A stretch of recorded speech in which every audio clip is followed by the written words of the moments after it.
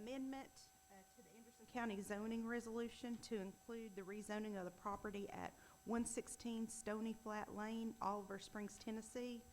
It's parcel 010.02, tax map 071. We are rezoning from A2 Rural Residential District to an A1 Agriculture Forestry District. Is there anyone here who would like to speak on that?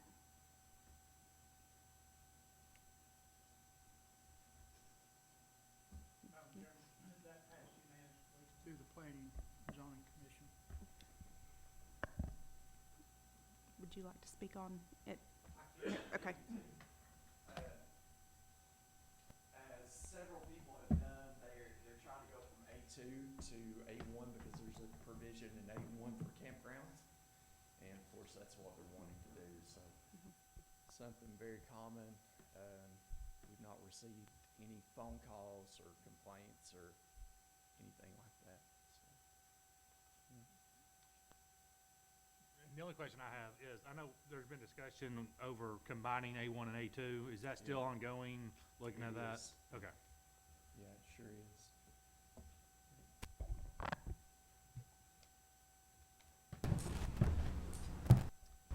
Anyone else have any questions? Anyone in the audience want to speak? Okay, in that case, we will re-adjourn at 6:30 for the regular commission meeting.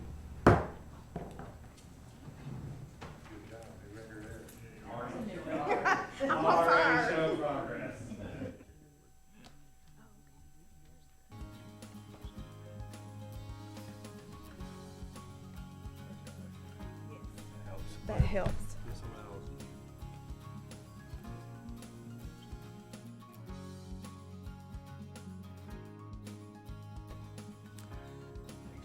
Oh.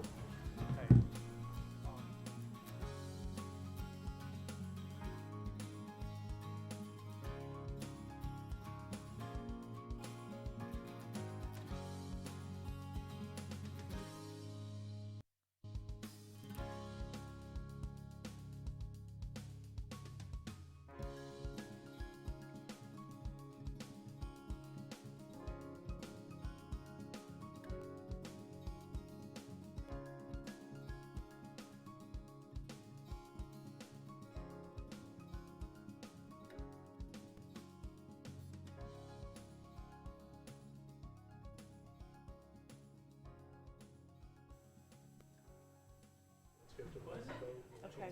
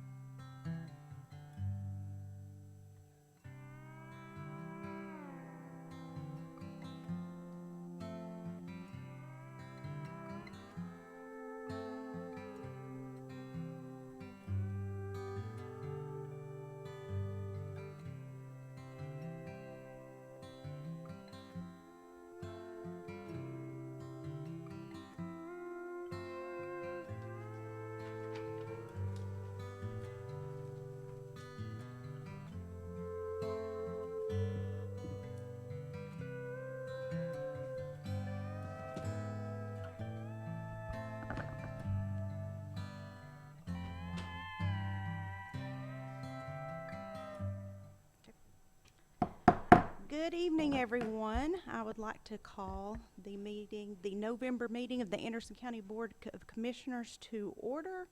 Let the record reflect that we do have a quorum. I think we'll start tonight with our prayer and our Pledge of Allegiance. We're very blessed today to have two members, servant leaders of the community here with us. We've got Lauren Neal. She is the children's minister from First Baptist Church in Clinton, and she's also a 6th grade teacher at South Clinton Elementary School. Recently, Ms. Neal was recognized by WBIR as the Educator of the Week. She'll be doing the prayer for us tonight. We also have Don Williams with the United States Marine Corps on July 7th, 1967. Mr. Williams began basic training at Parris Island in South Carolina. From there, he went to he left the United States to serve in Vietnam in the Fox Battery, 2nd Battalion, 12th Marine, 3rd Marine Division. And he'll be doing the pledge for us tonight. So, Miss Lauren, all rise. I'm going to read you guys a quick Bible verse before I pray, since it is about to be Thanksgiving and we're thinking about all the things that we are grateful for. It is from Psalm 100. Make a joyful noise to the Lord, all the earth. Serve the Lord with gladness. Come into his presence with singing. Know that the Lord, he is God. It is he who made us, and we are his. We are his people and the sheep of his pasture. Enter his gates with thanksgiving and his courts with praise. Give thanks to him, bless his name, for the Lord is good. His steadfast love endures forever, and his faithfulness to all generations. Will you guys bow your heads with me? Dear Heavenly Father, thank you for everyone here tonight. I pray for this meeting and to give all of the representatives here wisdom and guidance as they work on the tasks before them. Give them discernment, and may every decision be righteous in your sight. In your name we pray. Amen. Amen.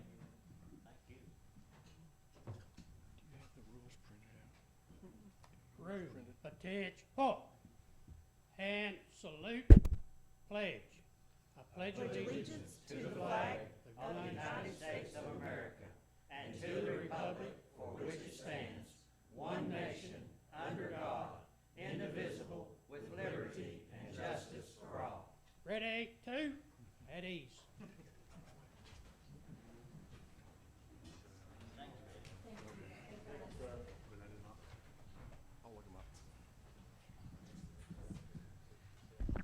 Thank you so much, Miss Lauren Neal and Mr. Don Williams. We appreciate it. Thank you for your service. It being Veterans Day just passed, but we'll make it Veterans Month and honor you. Thank you.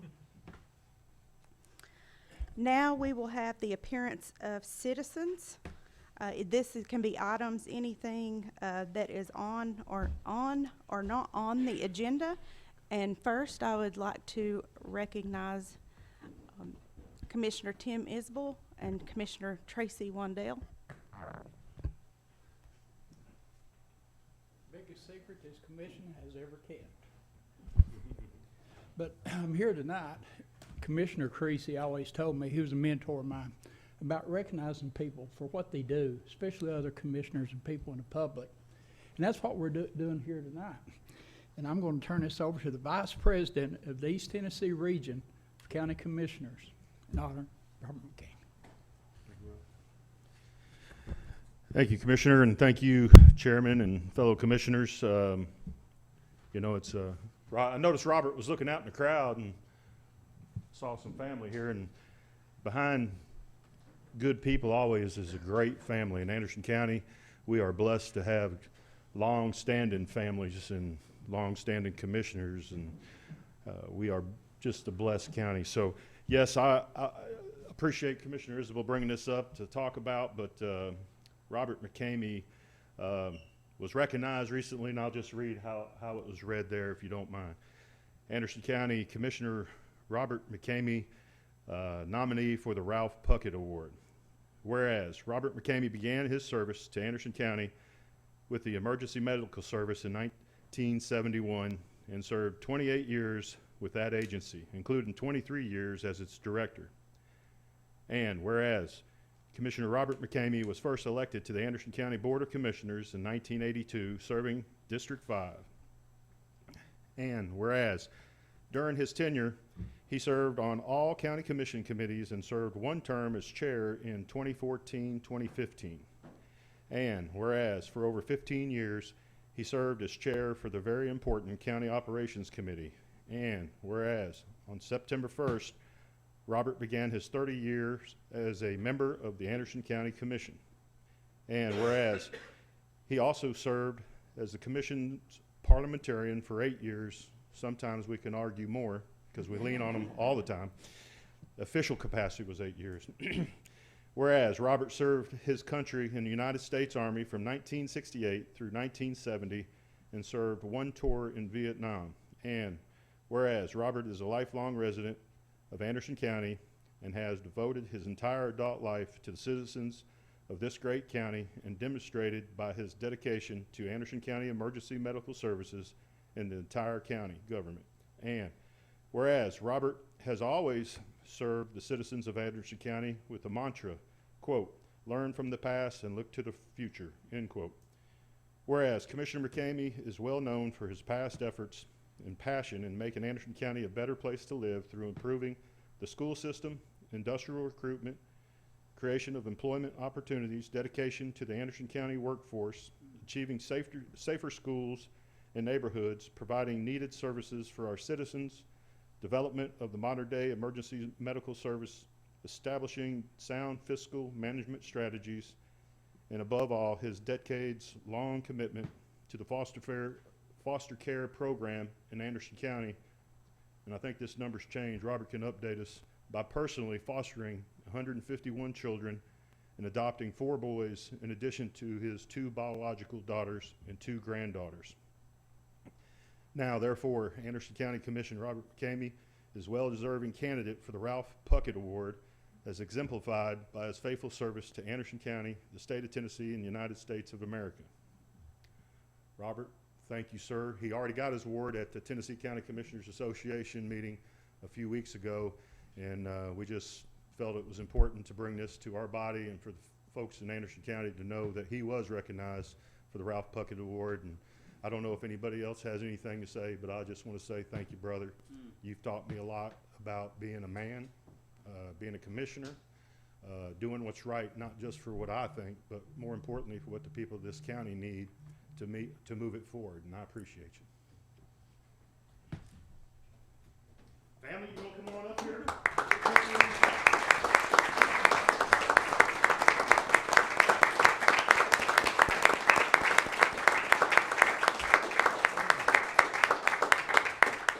Now, Commissioner Isabel, I thought it was mandatory that he come down here and say a few words, right? I think so. Now, come on up here if you want. Come around here.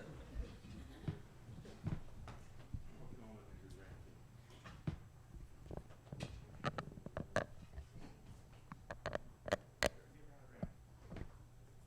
Commissioner McCamey, you've got 3 minutes. I'll defer my 3 too. Well, I'll have to say, this is the second time I've been surprised. I had no idea this was coming off here tonight, but it was a big surprise at our Tennessee County Services Association meeting also. Like I said in my bio, just learn from the past, look to the future. And a little advice for you younger commissioners, listen to the people who elect you.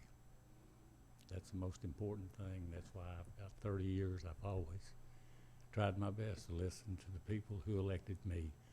And I appreciate everything that was said. I appreciate my family being here. Again, they surprised me. This one surprised me by coming all the way to Murfreesboro to be a part of it. A total surprise for me there, and then this tonight. But I appreciate it. Thank you. I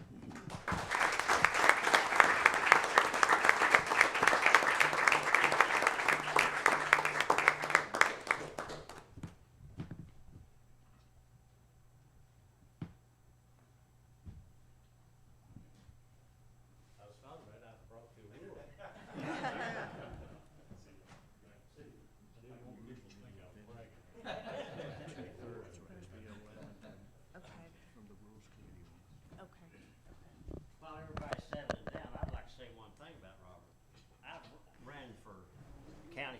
6 times. I've ran against him 6 times. He's a hard man to beat. But the last couple of times, we've actually ran together. Thank you. Thank you. We'll continue on with the appearance of citizens. Just as a reminder, the appearance of citizen portion is to give the citizens the opportunity to address the government on any items that are on or off the agenda. We'd like for you to come to the podium, state your name and your address, and your remarks will be limited to 3 minutes.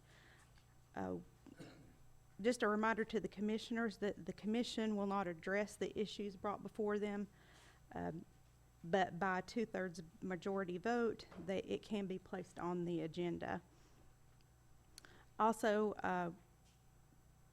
we will not allow any personal attacks on any member of the community or any member of this government. And if we do have that, I will call your 3 minutes to an end, and you will forfeit the rest of your time. So do we have anyone that would like to speak? Mr. Mullins?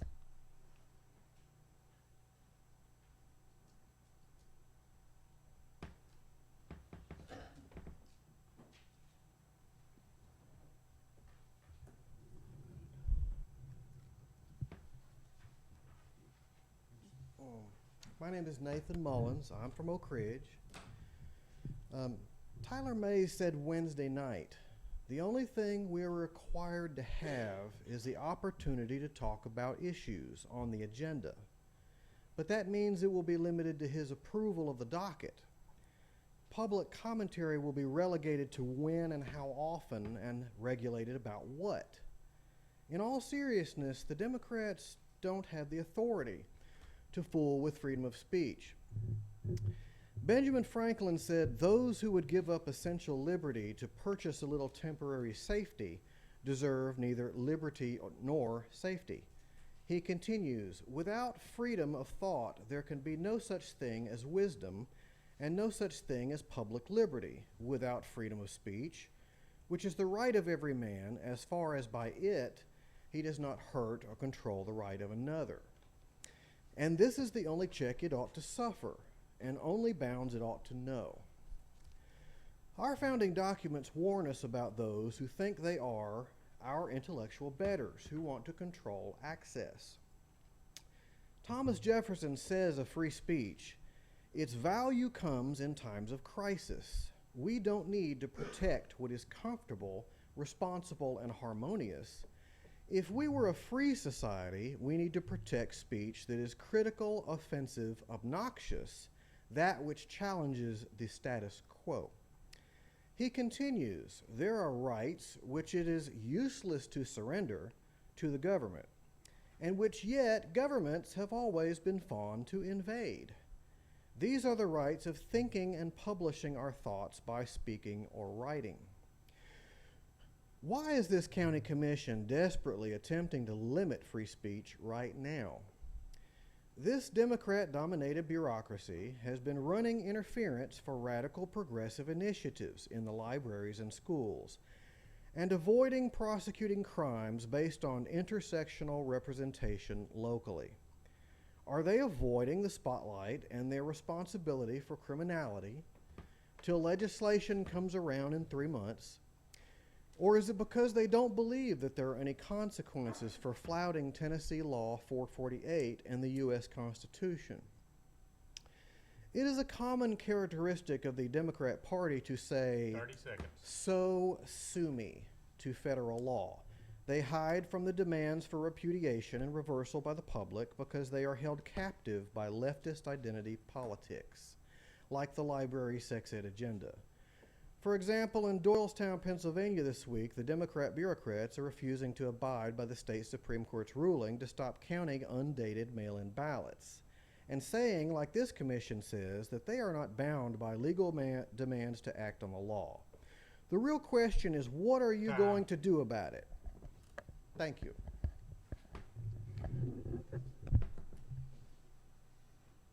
Is there anyone else that would like to address the commission at this time? If not, then we will, oh, sorry. Russell Barker, 381 Lee Road in Clinton. I just want to say I think the sheriff's doing a great job. I know his wife real well. And I just thought somebody needed to say that. Thank you. Thank you. Thank you. Okay, we will move into the approval and the correction of the agenda. We have we've got a motion from Commissioner Foster to approve the consent agenda, a second by Commissioner Yeager. Any discussion? Madam Chair, I'd like to pull the library board minutes onto the regular agenda under C4. C4. If we could just add them there.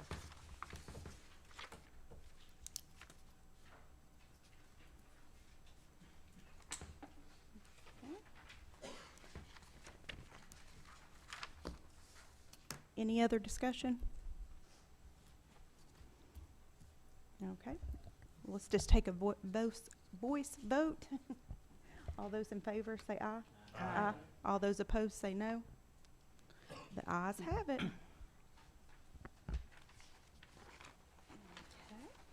Okay. Next, we'll go into the public hearing portion, which I will take care of also. Regular agenda.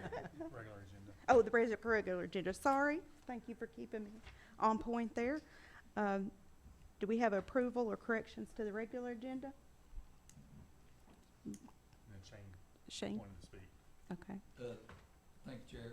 I'd like to add to the regular agenda under the Budget Committee report, under Group 10, Register of Deeds write-off fees. Register of Deeds write-off fees.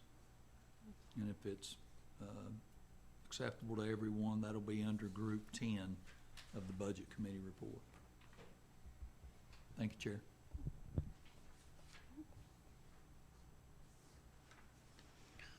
Okay, I have a motion for Commissioner Yeager to approve with the amendment, and a second from Commissioner Allen. All those in favor say yea. Aye. All those opposed say no. And it passes. So now I think we're ready for the public hearing portion.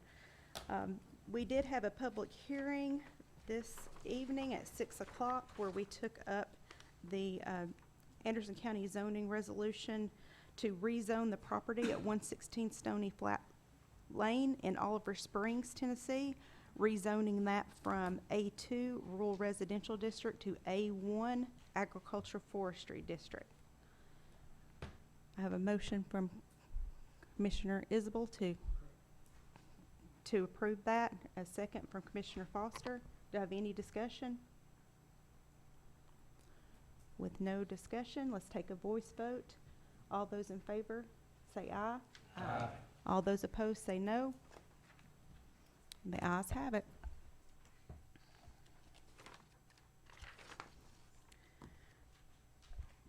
Now we will move into the elected officials report, and we'll start with the county mayor, Mayor Frank. Thank you, Chairman Vandergriff. The first item on the agenda is I have attached in your agenda packet the draft minutes of the Legal Services Advisory Committee from the meeting that was held on October 28th, 2024. Notably, there was a request approved by the Legal Services Advisory Committee to recommend the hiring of Jamie Brooks Jr. as the full-time county law director to fill the existing vacancy. That did require 2/3 vote of the Legal Service Advisory Committee, and that number was met. Section 2 of the Private Act establishing the office of the law director notes that then the candidate will be confirmed by a majority vote of the Anderson County Legislative Body. And so I'm bringing that to you for confirmation. Commissioner McCamey, you've made a motion. Yeah, seconder there might not want a second. Let me see what I'm gonna do, but I'm gonna make a motion that we defer action on this until our December meeting. the Legal Services Advisory Committee has indicated they want to make changes to the Private Act. And I just don't think it's fair to us or to Mr. Brooks to go ahead with the hiring full-time until we see what changes they want to make to the Legal Services Advisory Committee or to the Private Act. So that's my motion. Do you want to second that, Commissioner Barron? Okay, is there any discussion? I guess I have a couple of questions, Madam Chair. So the special counsel's contract ends the end of this month? Is that correct, the 90 days? Would we need to extend that? Not supposed to be any discussion on the deferral motion. Oh, I'm sorry. Sorry. A referral, but not deferral. Okay. There he So we need to- goes. Sorry. So we need a straight-up vote. Just, Yeah, and that- okay. that's if the deferral motion indicates a date, which I said our next county commission meeting, our December commission meeting, so there's no discussion on that. Okay.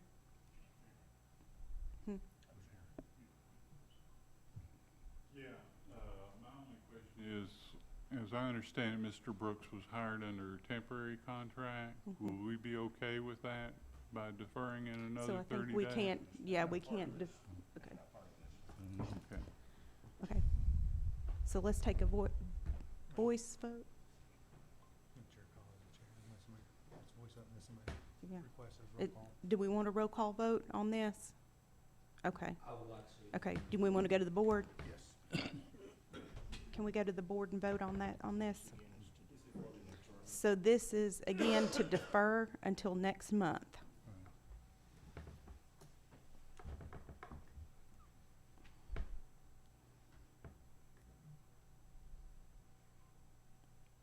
So the motion failed. So now we're back to the original. Do we have a motion to approve?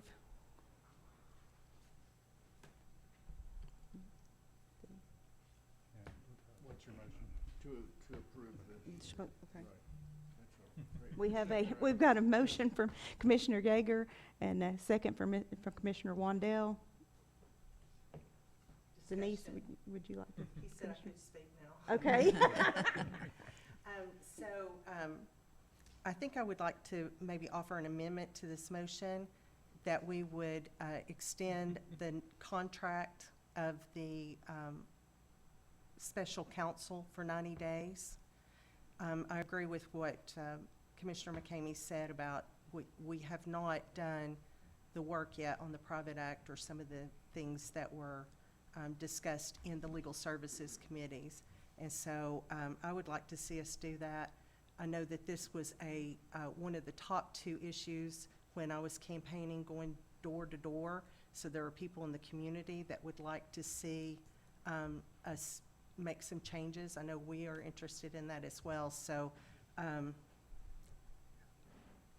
like to make a motion for amendment to extend his contract 90 days, up to 90 days.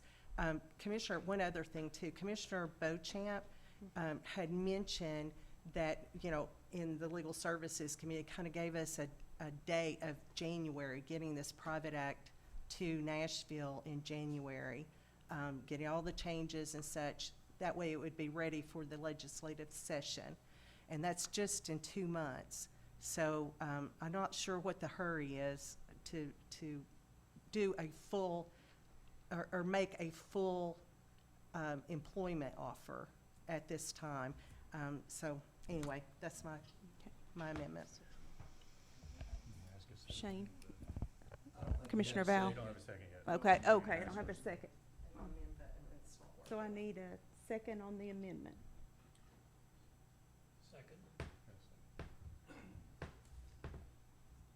So, Commissioner Val? Thank you, ma'am. I'll be voting no on the amendment.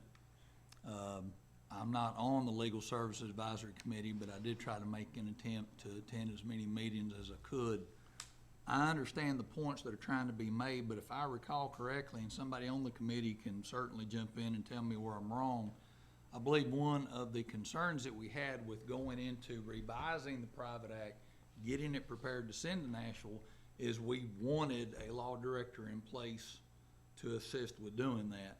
I think we could probably extend that contract a little bit in order to accomplish that, but after attending the meetings, I was under the impression that the Legal Services Committee was in agreement that this was the right course of action to take. Go ahead and appoint him, put him in the position that we can change the private act to whatever we want to. He would have the input certainly, one way or the other, however that falls. I believe they're two separate issues at this point. I don't believe they necessarily have to be married up, and I'm going to support going ahead and voting for Chancellor Brooks as law director tonight. I'd like to see that. Thank you, ma'am. Commissioner Anderson? Thank you, Madam Chair, and I think the Legal Services Committee's been really transparent with everybody that's applied and at all the meetings that we are gonna look at the private act and that it is subject to change. So whoever's hired and when they're hired, they all understand that the private act could be revised or totally go away or something like that. So I don't think that'll surprise anyone. Thank you. Anyone else? Tracy? Thank you, Madam Chairman. It does, I'm on the Legal Advisory Committee and been, I think, to all the meetings. It does say in the letter here that the mayor attached on her summary, I guess, here. But it said, in quotes here, this will be in the offer letter, it is the understanding by both Anderson County government and Mr. Jamie Brooks Jr. that there has been a long time ongoing conversation about potential changes to the private act that creates the office of county law director. It is acknowledged that the private act could change. So I think that is addressed and it would be in the offer letter. Like Commissioner Val, I'd like for us to have a law director in place. I've heard nothing but good from all the department heads. That's what's important to me. They feel comfortable. That's why I think it passed like it did.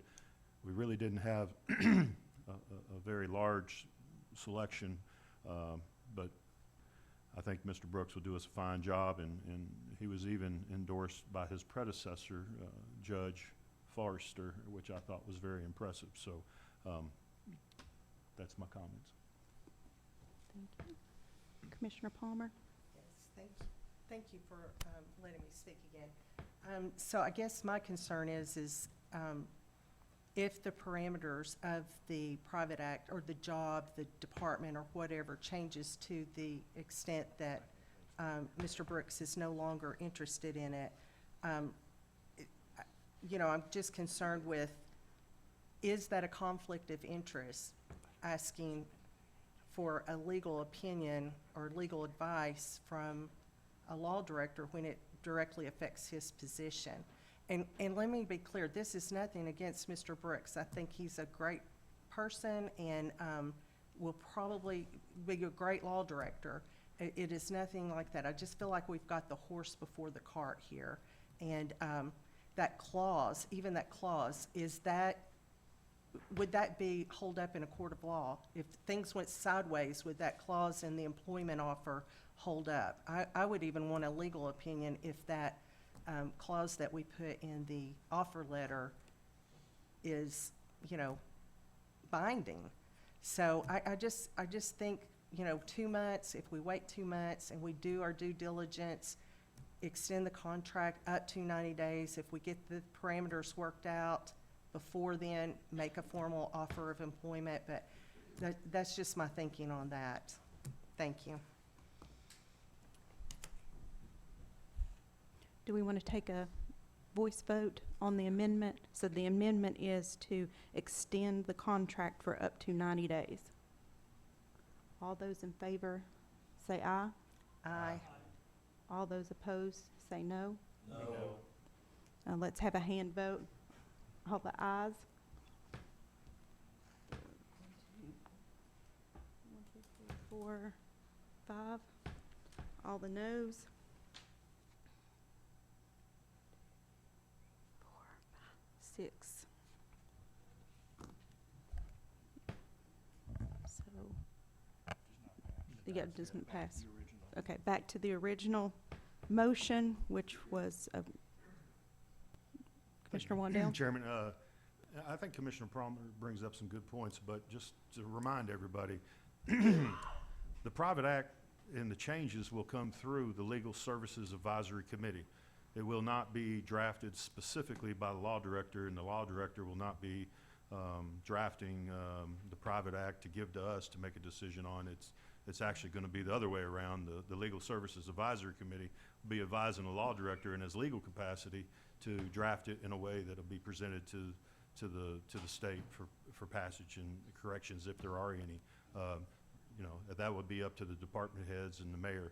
I think one of the main items we'd like to see for the mayor is to have more, mayor in her capacity, or any mayor in that capacity, should have some say-so more to the law director. Because when a mayor comes in to Anderson County, the mayor should not be, you know, should have the opportunity to make that kind of decision on the law director, I think. Could be they don't get along, so I think the mayor should have some say-so in that regard. So those are kind of things that be talked about in the future at the Legal Services Advisory Committee. Thank you. Commissioner Isbell? Thank you, Mr. Chairman. One of my concerns is, you know, we've got several lawsuits and things that's going on right now. And he stepped in, and where are we at on those? Is it still too fresh, or are we in the middle of doing appeals, or? I would have to have Mr. Brooks address that. The majority, aside from zoning, codes enforcement, the majority of litigation is handled by insurance counsel. Right. So some of the major cases, like the Moss case, some of those that are listed on your agenda, some of the ones handled locally, and maybe Nicole can address this too. I know we have the camera, the Provision one currently. Are there other active ones?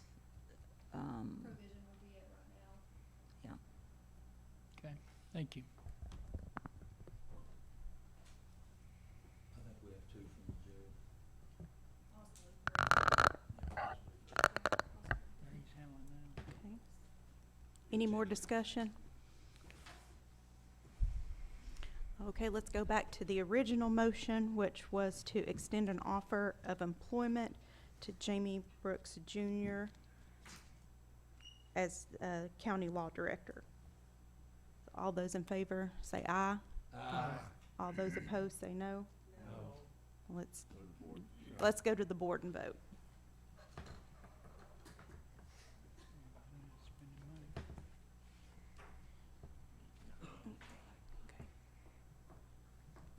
And it passes. Thank you all very much. Okay, the second item, Madam. Yeah. The second item, Madam Chairman, is, I have included in the agenda packet a letter that would be an offer letter. Currently, Mr. Brooks's contract goes through December 1, so a start date would be December 2nd. That would be entered into that offer letter. And I'm seeking approval of that, along with an acknowledgement that would be, it is the understanding by both Anderson County government and Mr. Brooks that there has been a long time ongoing conversation about potential changes to the private act that creates the office of the county law director. It is acknowledged that the private act could change. I have a motion from Yes, Commissioner. Chairman, I'll make a motion to allow the mayor to pursue the offer letter with Mr. Brooks and make the modifications she's mentioned. Okay, I have a second from Commissioner Yeager. Commissioner Palmer?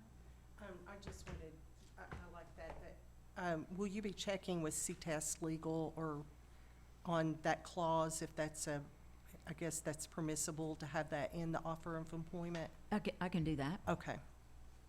Just, Sure. because. Thank you. Any more discussion? Okay, let's take a voice vote on that. All those in favor say aye. Aye. All those opposed say no. Unanimous. Motion passes. Okay, the next item, Madam Chairman, is I'm requesting confirmation of the appointment of Commissioner Denise Palmer to replace John Cruz on the Conservation Board. Mr. Cruz has been an excellent member of the Conservation Board and brought a lot of experience as part of the Melton Hill Lake Users Association, but he is out of state for several months and will be unable to fulfill his attendance duties on the board. Do you want to? We can do it together if you Okay. want. Yep. Okay, yeah, and the second is requesting confirmation of the reappointment of Lewis Rodner to the Anderson County Conservation Board. I have a motion from Commissioner Wandell and a second from Commissioner Foster. Any discussion? I'm not sure Commissioner Palmer would get the votes to pass, so we'll Okay. go together. All those in favor say aye. Aye. All those opposed say no. The motion passes. And the next is not an action item, but the Legal Services Advisory Committee is working to see if they will recommend any changes to the private act that created the Office of the Law Director. In addition, I'd like to host an open workshop opportunity for all of the county commissioners to discuss any public that might want to come, any input regarding potential changes to the private act, so to help inform members of the Legal Services Committee. So that workshop is scheduled for Friday, December 6th at 10:30 a.m. in room 118A. This is no votes. This is just discussion only, and it will be publicly noticed and has been placed on the county calendar. And that's all I have. Thank you, Mayor Frank. We'll move on to the department reports. Up first will be Director of Finance, Robbie Holbrook. Madam Chairman, while Robbie's coming up, Mhm. just make a comment real quick. I just want to say, I know the mayor would be the last one to tell us, but in addition to the state level stuff, Mayor Frank was selected as the Association of County Mayors President incoming, and I just wanted to say congratulations to her and appreciate all you're doing. That's a big task, and I know you do a good job at it, so thank you. Thank you, Commissioner. Thank you.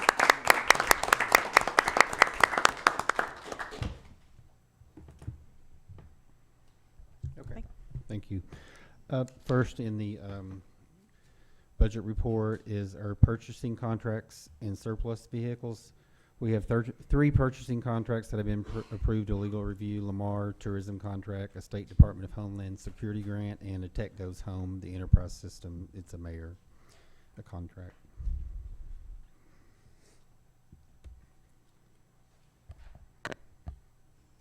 So do I have, we have a motion from Commissioner McCamey and a second from Commissioner Palmer. Any discussion? And we'll have to go to the board to vote on this one. Go to the board and vote.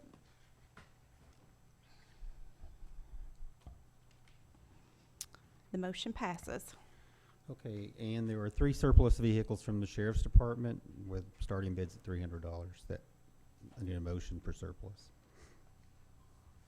I have a motion for surplus from Commissioner Allen and a second from Commissioner Foster. Any discussion? Let's go to the board and vote.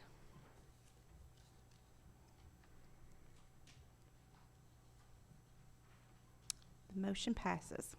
Okay, thank you. Group 2 financial reports, the first one being the cash and fund balance report ending October 31st, 2024. The general fund, restricted funds, 2.2 million. Committed funds are 518,537. Assigned funds are 4.5 million. Unassigned fund balance, 11,671,780 for a total fund balance of $19,037,291. Cash, 17,880,381, which is up 2.9 million from last year at this time.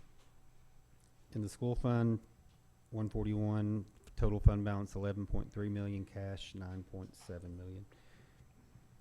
Any questions on the cash and fund balance report? Commissioner Wandell? Thank you, Chairman. Robbie, the general fund, 101, Yes, sir. that now includes the EMS and the sheriff, right? Yes, both. So the balance there is 11 million, including their funds, is that? That's correct. Okay. And we've always had the sheriff, but we did add EMS this year. You feel pretty good about that balance and those two funds being in that balance? Yes. We'll be able to, One thing, when the cash is up, one of the notes I made, just looking at our revenue and expenditure reports, EMS collections are almost up $1 million from this time last year. EMS? Mhm. Excellent. I know, so Excellent. they're really doing, Congrats. I The don't know director's what's suite. happened, but we're doing a lot, No, collecting that's- that, That's great. more revenue there. That's great. Good feedback. Thank you. Mhm. Thank you, Chairman. That's good. Appreciate it. you. Any more discussion? Okay. Sales tax report for September, the county as a whole, 4.2 million, up 17.3% from last September. And the Anderson County portion, $512,025, is 3% increase from last year.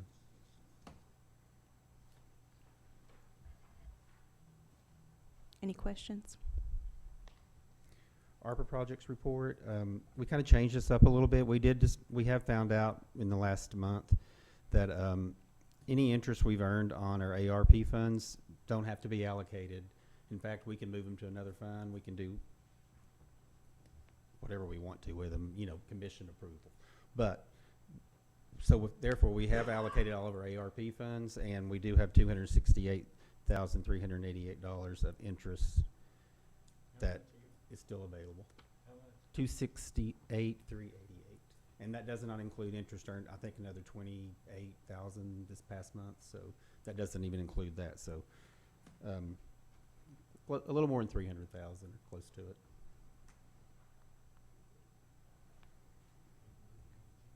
Any more questions? Is that, Commissioner Wendell? was that the ARPA funds you were talking about? Yes, sir. Okay. I know it was in there and I read it. What's this $100,000? Well, that's where I'm going next. So the budget committee did reallocate number 17 on the list, digital poll books for the election office, $100,000 that had been put aside since August 15th of 2022. They made a motion to reallocate those funds to motor pool for county vehicles, and it was approved. So this committee would have to approve that as well. Which motor pool? Is it for the county motor pool, or is it for the sheriff? Is it for EMS? Or is It's it? for the county motor pool, but it's not necessarily their vehicles, just some vehicles in the county that we are needing that were on the list to be purchased of the higher needs. Okay. Mayor, you good with that? Okay. Thank you. Those would have to be that would have to be committed by December. I mean, we have another month to get Okay. that, if approved tonight. Was that what you put on here, Commissioner Val, or is that, yeah, thank you. Yeah, thank you. Thank you, Robbie. Yes. We've given that list out a couple of times, I think. Commissioner McCamey, what was your motion again? My motion is to direct all interest on the ARPA funds to the county general fund. And with that, it's all right. Wouldn't that have to go through the budget committee? Now, if we get 2/3 vote, Okay, is that your second? Okay. Okay, I will say after tonight, there's only going to be $140,000. We committed another 100,000 later of these, and 25 more thousand. So, I mean, with interest and all, I'd say we'd have another 150,000 or so left. Okay, so we have a motion on the board and a second to reallocate those funds to the general fund. all interest on the ARPA All fund. interest, and this will need a 2/3 vote to pass, correct? Well, it was never added to the agenda, so it needed to Okay. be added to the agenda and then voted on, in my opinion. I don't know about that. Okay, so do we want to, do you want The only to re- rescind? I guess would it have to be added to the, I mean, it's in the committee report, that'd be my only thing, would it have to be added to the agenda to spend it, to to move it, we've got it, but do we have that agenda since it's in the committee? I guess that's my. It wasn't voted on in committee, right? No. I would say it needed to be added to the Yeah. agenda, and then it needs to pass. But Okay. that's just my opinion, which has been wrong about 62% of the time. That's exactly why I showed up at the last Rules Committee meeting, to try to get that changed. I think it's stupid that we can't make a motion to move money around.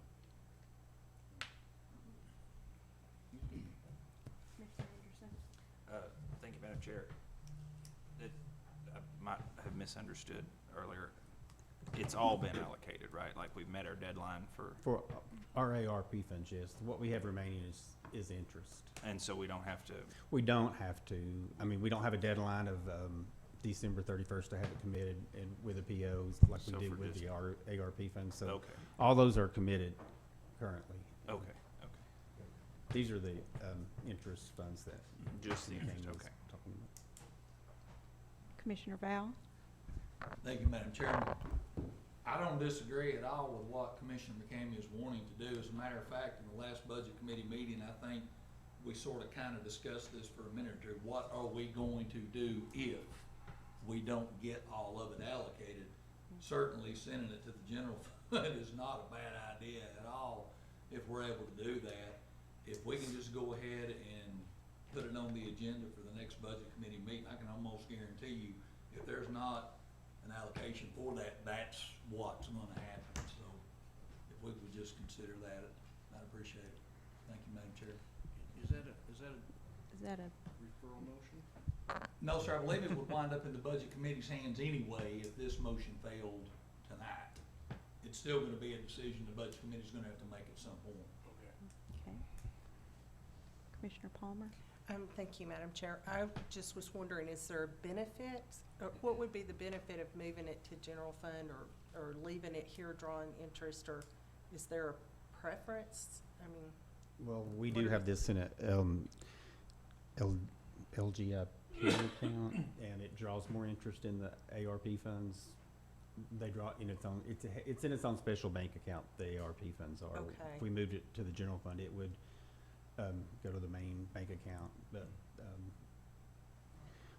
we're spending more money, and so that interest is less and less each month, so. okay.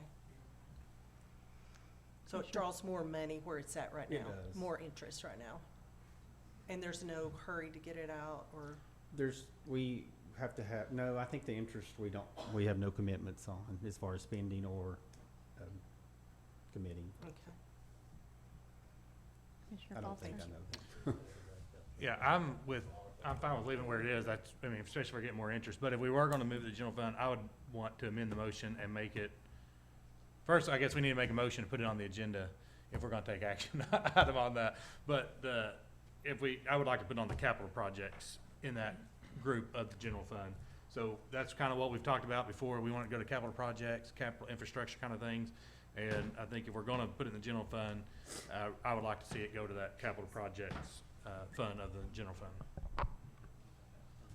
Unless we have an amendment Okay. here. then We just had an Well- amendment. That was your amendment?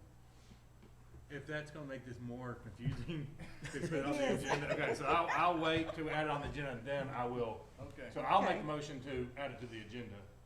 Okay. Okay. Actually, I wanna make a motion to, We've yes, got yeah, never mind. we've got a motion, so we've got a motion already, so we move need to, We need to put it on the agenda to take action on. okay. But we've already got a motion on the floor. Unless you didn't Will want you Or withdraw? change your motion? I'll withdraw the motion. You'll withdraw the motion? Okay. So that motion is withdrawn. Now we're gonna, Commissioner Foster is gonna make a motion to add it to the agenda. Actually, I'm not going to. Okay, you're not, okay. So actually, I really think it should go back to the budget Okay. committee, so that's. Okay. So we withdrew that motion. There's no motion on the floor. Move on. I think I got an answer during the discussion, I think. Okay. Could you restate the motion just to be So sure? there's no more Oh. motion now. He withdrew the motion. Okay, thank you. Commissioner McCamey withdrew. Yeah. It'll just come up to. Can you put budget it out on next the budget agenda, Robbie, Okay. please, Chairman? I've got another. Okay.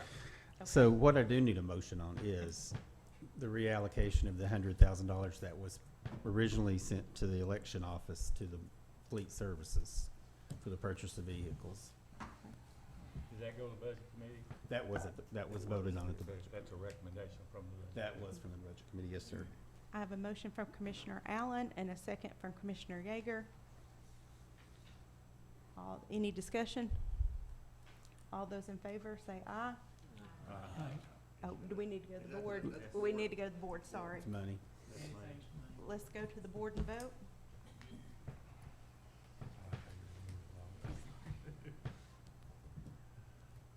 It passed, majority vote, it did pass. Okay, thank you. And the last thing I have is the grant report. There are 4 new grants listed at the bottom of the 24-25 grant inventory list, and I'd be happy to answer any questions if you have any for them.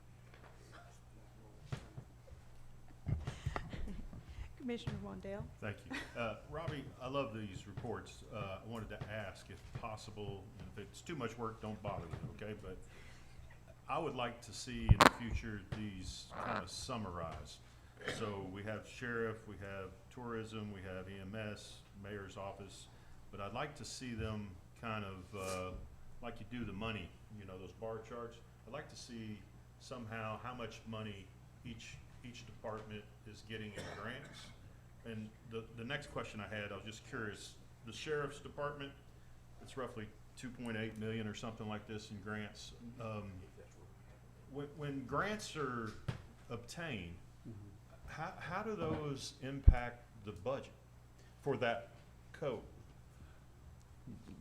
Typically, when they're obtained, we do a budget amendment. We increase revenue. Let's say the budget amendment, the grant is $1 million. We'd increase revenue $1 million and increase the expenditure codes from the grant budget $1 million. But normally, they're a reimbursable grant, so we're paying for it first, and then we get reimbursed from the grant at a later date. Okay. Usually a couple of months if it's the state, or 3. All right, thank you. Thank you, Chairman. But yeah, I might have to email you some questions about what you're looking for, but I will. And one last question while I got you there, Robbie, if that's okay, Mr. Chairman. Robbie, on the monies that go to the fire departments, the volunteers, what is it a year? 26.5 or whatever the normal money? 27.5, yes. 27.5. Does that just go to the volunteers? Yes, and rescue squad. And the rescue squad. So 8 total, I think, or 7? 7. I think I'm 7. the chairman of the fire commission. I should know that answer. Yeah, and I think it's 7. Five volunteers and rescue squad. 6. Off from my 7 or 8. One less. So here's my question.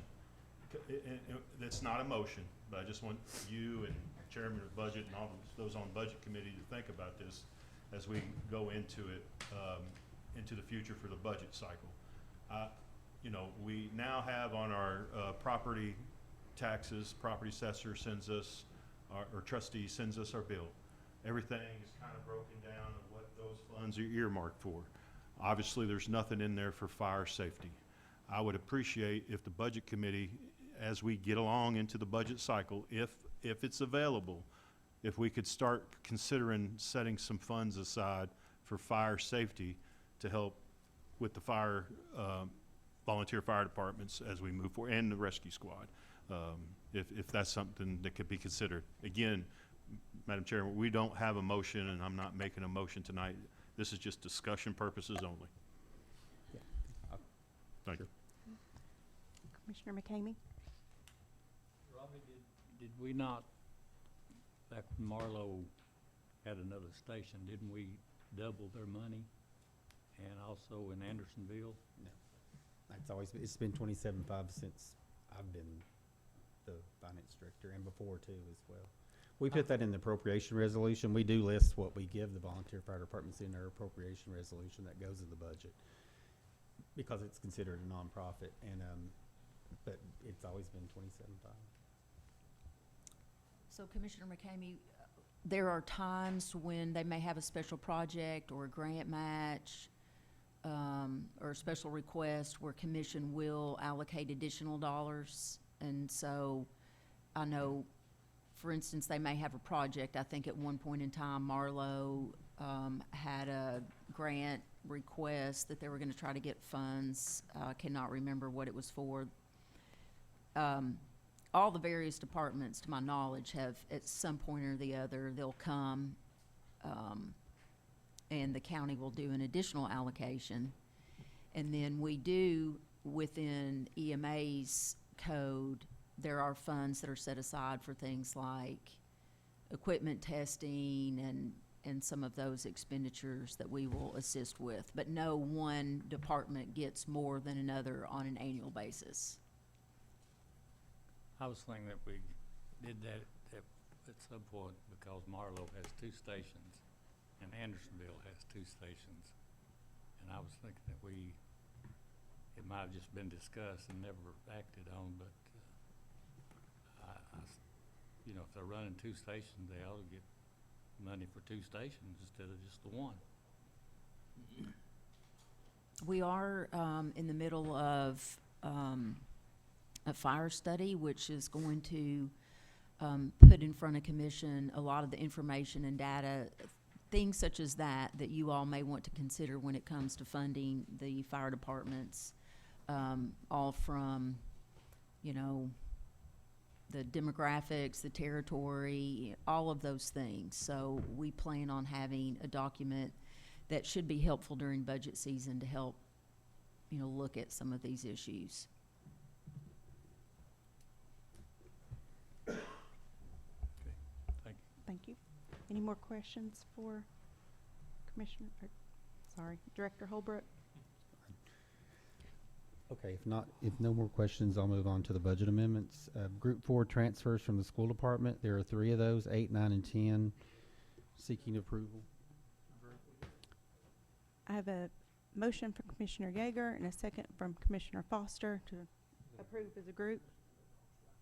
Yes. Let's approve as a group. Let's go to the board and vote.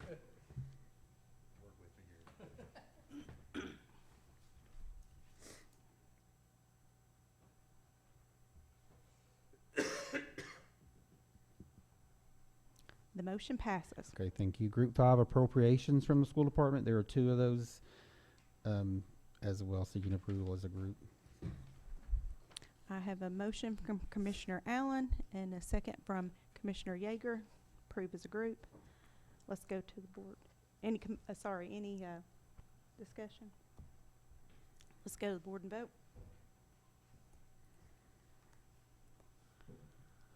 The motion passes. Okay, thank you. Group 6 appropriations non-school. There 13, 14, 15, 16, 17, 8, 6 of those. I'm going to do 19 and 20 are in group 9. 6 appropriations seeking approval as a group. Or I can answer any questions. So you're doing 19 and 20? They're under the miscellaneous as well, so I'd kind of like to take them individually since they're ARP funds.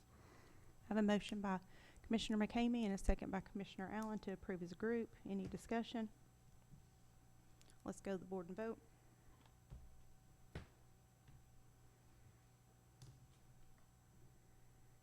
Motion passes. Thank you. Under Group 9 miscellaneous on Section A, there were water updates from the mayor on the CDBG grant and the New River Highway. It was just for information purposes. Under Section B, the library appropriation discussion was also information. Under Section C, new business, there was a dental clinic bid, or bids came back from the dental clinic needing $104,000 more, and a motion was made by the budget committee to use ARP funds to fund that additional money for the bid,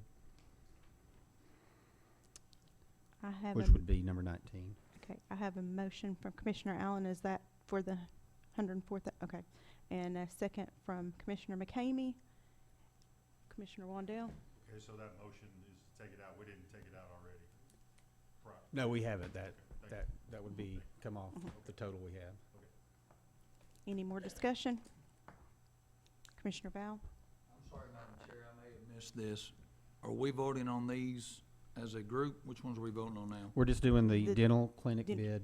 Okay. We've already done all the group budget amendments. This is just I'm going through miscellaneous now. We took this under under new business and miscellaneous, and since it was ARP funds, I decided just to do it separately. Understood. So we haven't gotten to the D yet? No.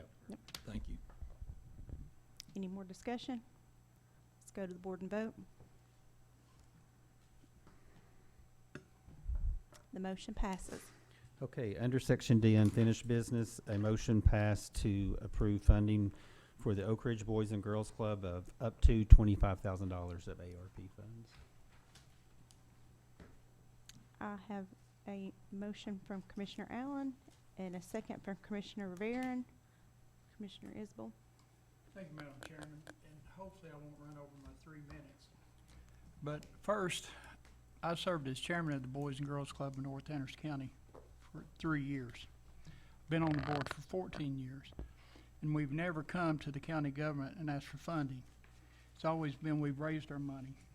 I've always supported Oak Ridge Boys and Girls Club. I go to their reverse raffle, their golf tournament, whatever they have, because I believe in supporting that. Because that's, and then if we do give $25,000 to the Oak Ridge Boys and Girls Club, what about the Boys and Girls Club in North Anderson County? What about Girls Inc.? I remember when Girls Inc. came and wanted some money, and we didn't vote to give it to them. And then, not too long ago, the mayor and the city manager from the city of Rocky Top came hat in hand, asking for some funds to help out. And we all know that North Anderson County is probably the most underprivileged, financially strapped part of the county. We didn't even get it out of budget committee. They asked for $5,000 to help with the scoreboard for Lake City Middle School. That's where everybody in the north end of the county, that's where they come to. It's packed on Thursday nights and Saturdays. But we didn't get the first vote to support that out of the budget committee. But you know what? City went back, they raised taxes. They put it on the extra money that they needed. They put it on the back of the taxpayers, okay? And then there was 3 commissioners I know of here came up with the money to fund the $5,000 for that plus more. So it's not that I'm against, the Boys and Girls Club of Oak Ridge or any of them. I just feel like, that funding, either we're going to be fair, give $25,000 to all 3, or we do what normally we do is we raise the money. The Boys and Girls Club of North Anderson County, probably 90% of the people that go there are on scholarship, which means we have to raise the money to get that done. And we just put in a security system at the Boys and Girls Club, cost $5,000, a little less than $5,000. But, I do support the Boys and Girls Club of Oak Ridge, but I just don't support giving $25,000 unless we're going to give it to everybody. Thank you. Commissioner Val. Thank you, Madam Chairman. I'm also going to be a no vote on this for the same reasons, plus a couple more. During the nonprofit committee, when Boys and Girls Club of Oak Ridge first came, we explained to them what our criteria was. Our own rules even say we're supposed to be the last dollar in.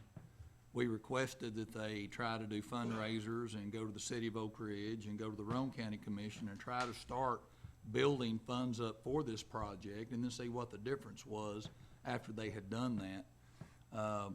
It passed nonprofit. When it finally passed budget a couple of weeks ago, they said, the gentleman that's here tonight had said that they have yet to go to the city of Oak Ridge and the Roane County Commission and fundraise. So they are requesting that we fulfill the full amount of $25,000. I agree with Commissioner Isbell in everything that he said, but I think I would have been a little more acceptable to this tonight if they would have done what we had requested, if the amount had not been so much. $25,000 is a large amount to give to that, especially when there are many, many good nonprofits out there who have come and requested our funds, and are still out there that may come later on. So I'm going to be a no vote on this as well tonight. Thank you, Madam Chairman. Commissioner Barron. We're always going to have favorites in whatever category we're talking about here, but the simple fact of the matter is that Oak Ridge doesn't ask a whole lot of the county. Most every dollar that comes through here goes out into the county. And Oak Ridge is a big economic engine for the county. So I'm gonna support it myself for that reason. It's not a lot of money in the big scheme of things, you know? So, Commissioner Allen? Thank you. Do we have anyone from the Boys Club that want to speak to this issue? Yeah,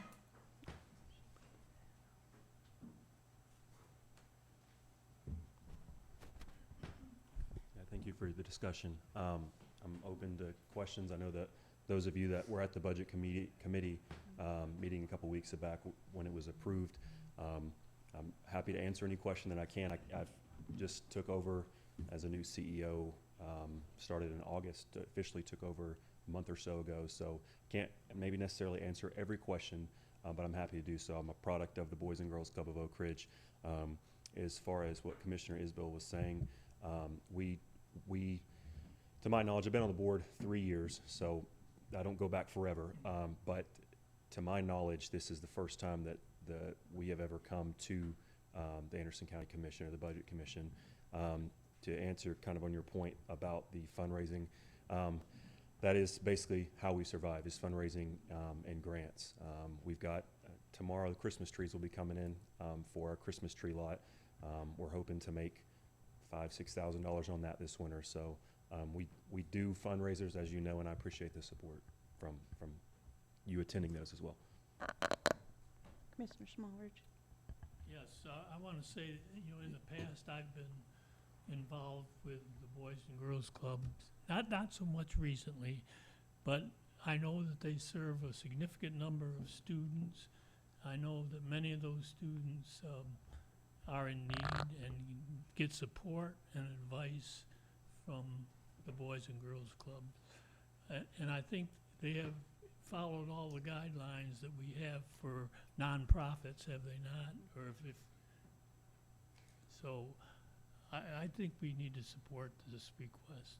Commissioner McCamey? What's the 25,000 for? I've got a few copies. I don't have enough for everybody. That's classroom rule number 1. But if you would like to see it, we've got a quote that came in a little bit under that 23,000. It's 23 and some changes, so we wouldn't need quite the 25. But it's for updates to make our security system kind of more whole and overall better. So right now, we do have some cameras. They're kind of going on antiquated, and we can't reach every point of the property. So right now, the software that we have, we're capped at the amount of cameras we have. So this would do a few things.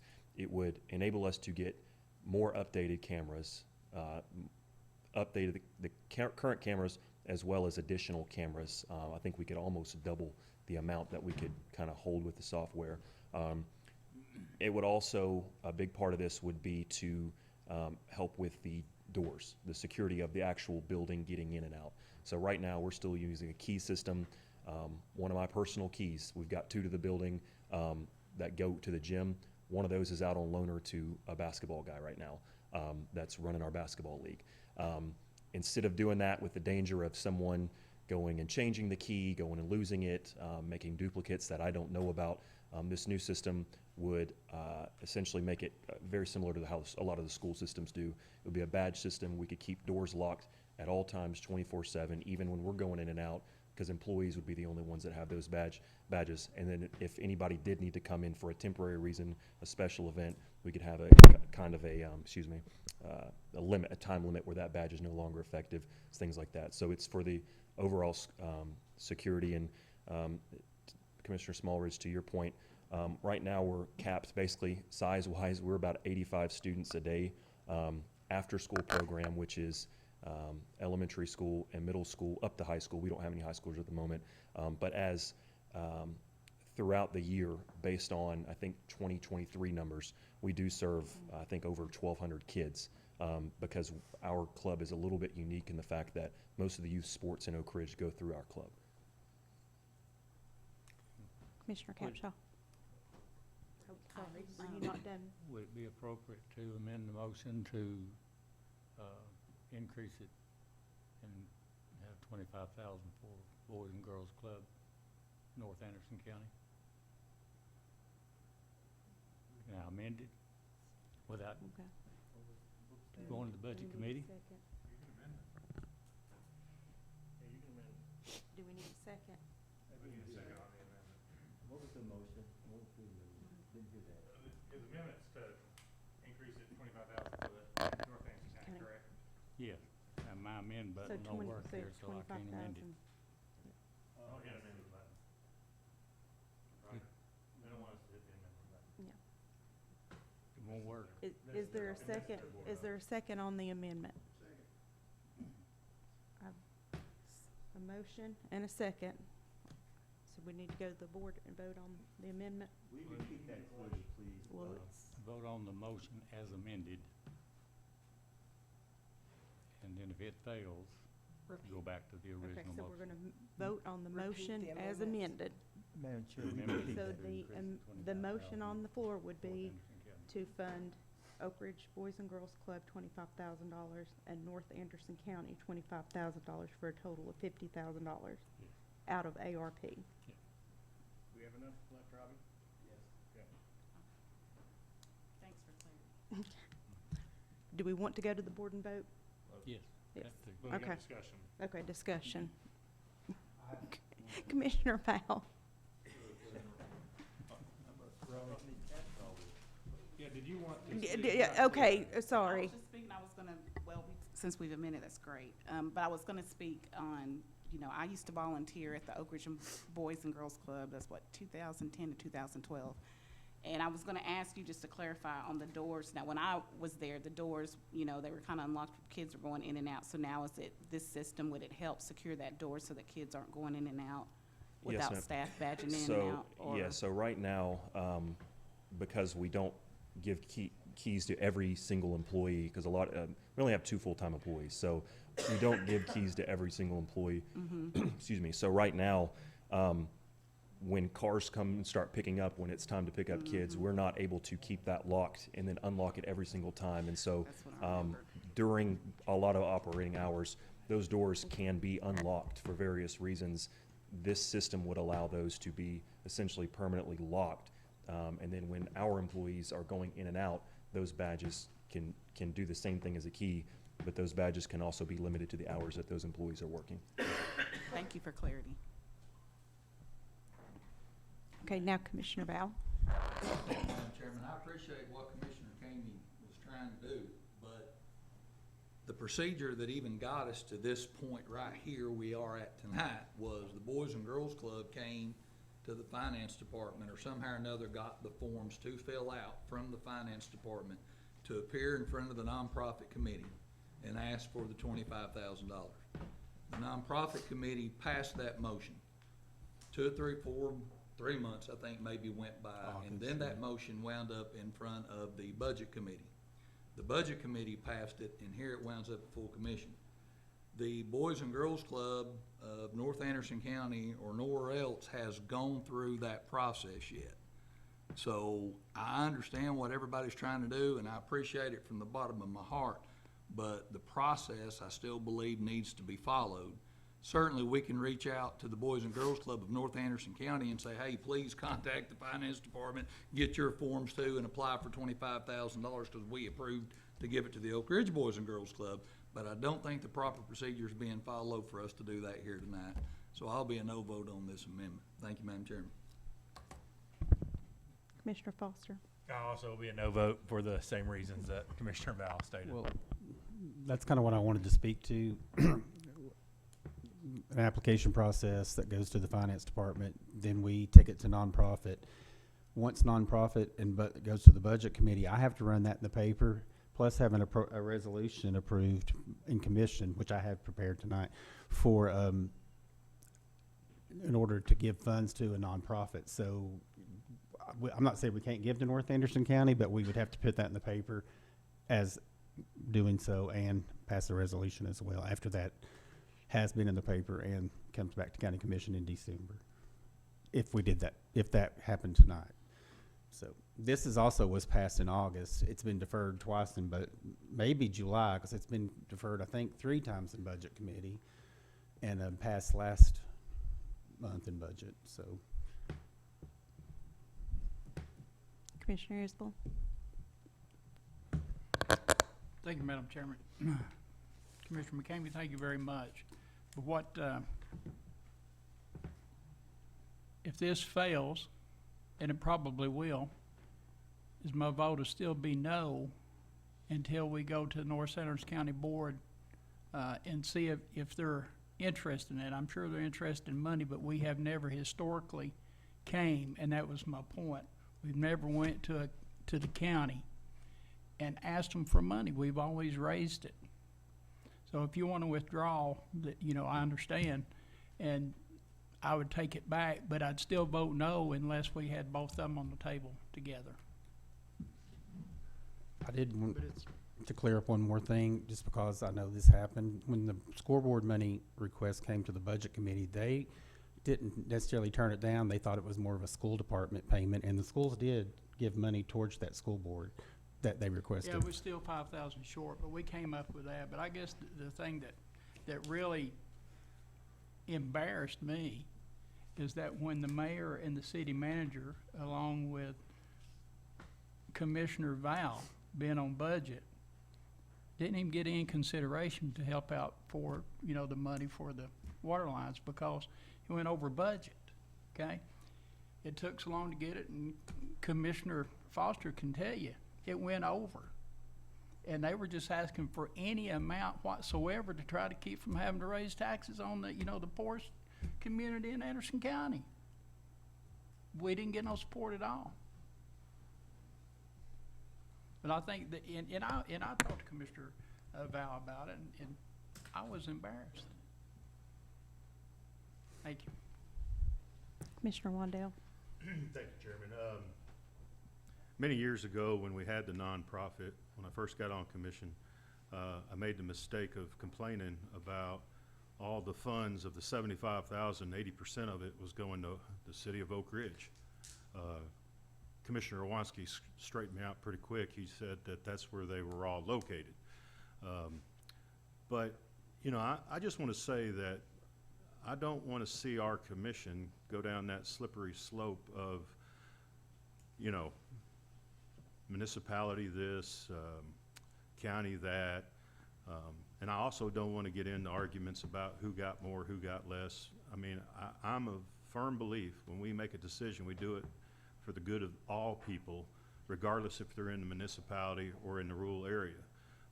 I could also say this, because I think it was mentioned that the city of Oak Ridge doesn't get much. I can recall 125 or 175,000 going to the Scarborough, which was a well-founded, much just cause. I'm not saying that to be critical. I know that the mayor brought to us a request for the fire tower in Oak Ridge. It came out of the ARP fund, so we're in the neighborhood of $300,000 or $400,000, and I'm not looking at anything else. There's another time we put in $30,000 to a nonprofit group in Oak Ridge that was just needing to borrow it and was going to bring it back to us. We never seen it again. But that's okay. That's what you do. That's the importance, and I appreciate Commissioner Yeager having this nonprofit. He's trying to put structure to it. So I was kind of on the same lines of Commissioner McCamey, but I was more of the 25,000 has been appropriated. I would be more of a fan to split the 25,000, 12.5 to Oak Ridge, 12.5 to North Anderson County, and we move on. I would not be in favor of doing 25 and 25. That's just a lot of money, I think, to give to a nonprofit. But that's where I would be with it. If this amendment fails, I think I will vote against the original motion. I did vote for it, and the reason I'll vote against it because of the conversation, but it was said in the nonprofit that the group would come back and tell us who helped fund that, who they approached to help reduce that amount. And obviously it doesn't sound like anybody was approached to reduce those funds. So thank you, Chairman. Commissioner McCamey? Withdraw the amendment and be back if that. Okay. We'll see if North Anderson County gets anything in. Okay. So we're back to the original amendment. No, right. I mean, sorry, the original Original motion, which is to fund the Oak Ridge Boys and Girls Club $25,000 out of ARP.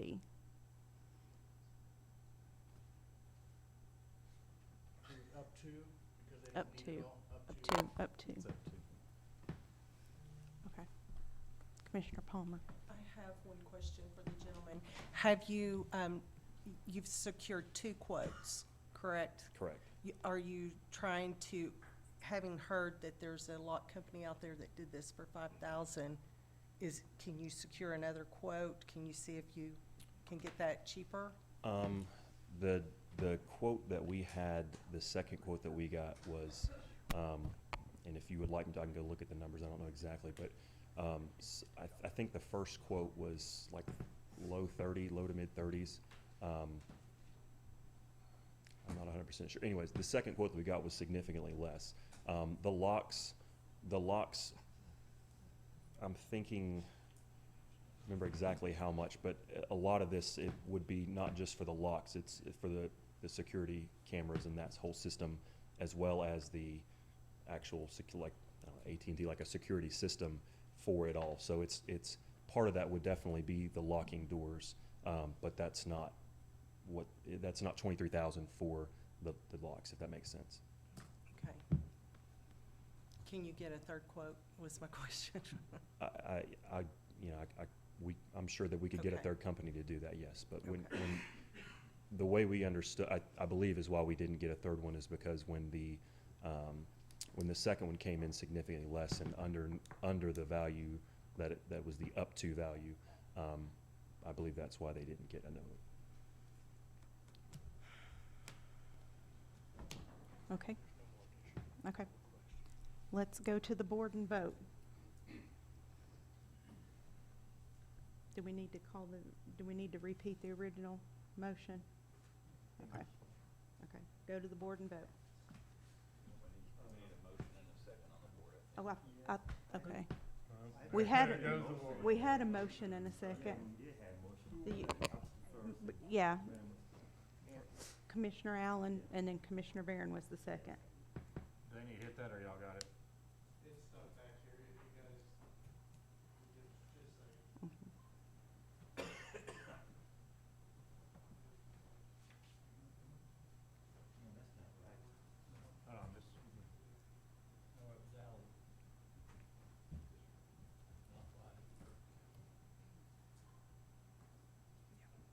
Are you ready? Yep.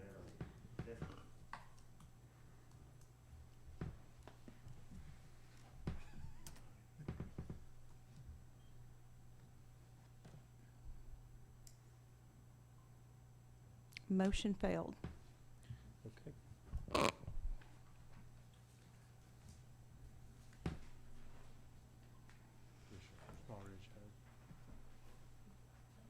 Is it, if it's appropriate, I'd like to make a motion relating to this discussion.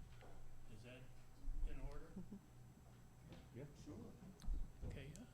I'd like to request that we grant the Oak Ridge Boys and Girls Club $15,000 and the North Anderson Club $15,000, assuming that they submit a request and it meets the guidelines that we have for nonprofits requesting funds. So it would be $15,000 for each organization. Yeah. Do I have a? Okay. Do we have a Pardon? second? We don't have a motion. Oh, I'm sorry.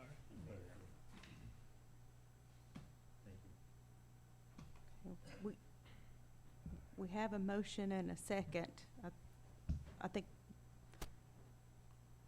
do we just want to go to the board and vote it? He's got it. Okay. Commissioner Yeager. I think we have to go back to what Commissioner Powell said. There's a process that North Anderson would need to go through to be vetted, go through the financials, and have a project. We don't just give money for any reason. We've So, got projects, everybody. well, no, I understand that, but we just, the process is to go through the, sure, okay.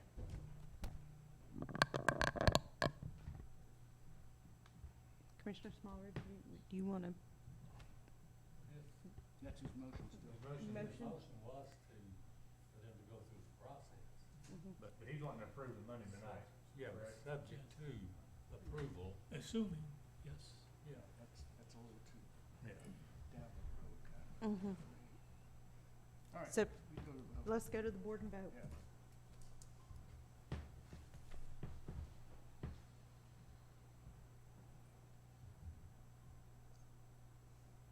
Motion passed. No, No, it failed. Sorry. We needed 9, so motion failed.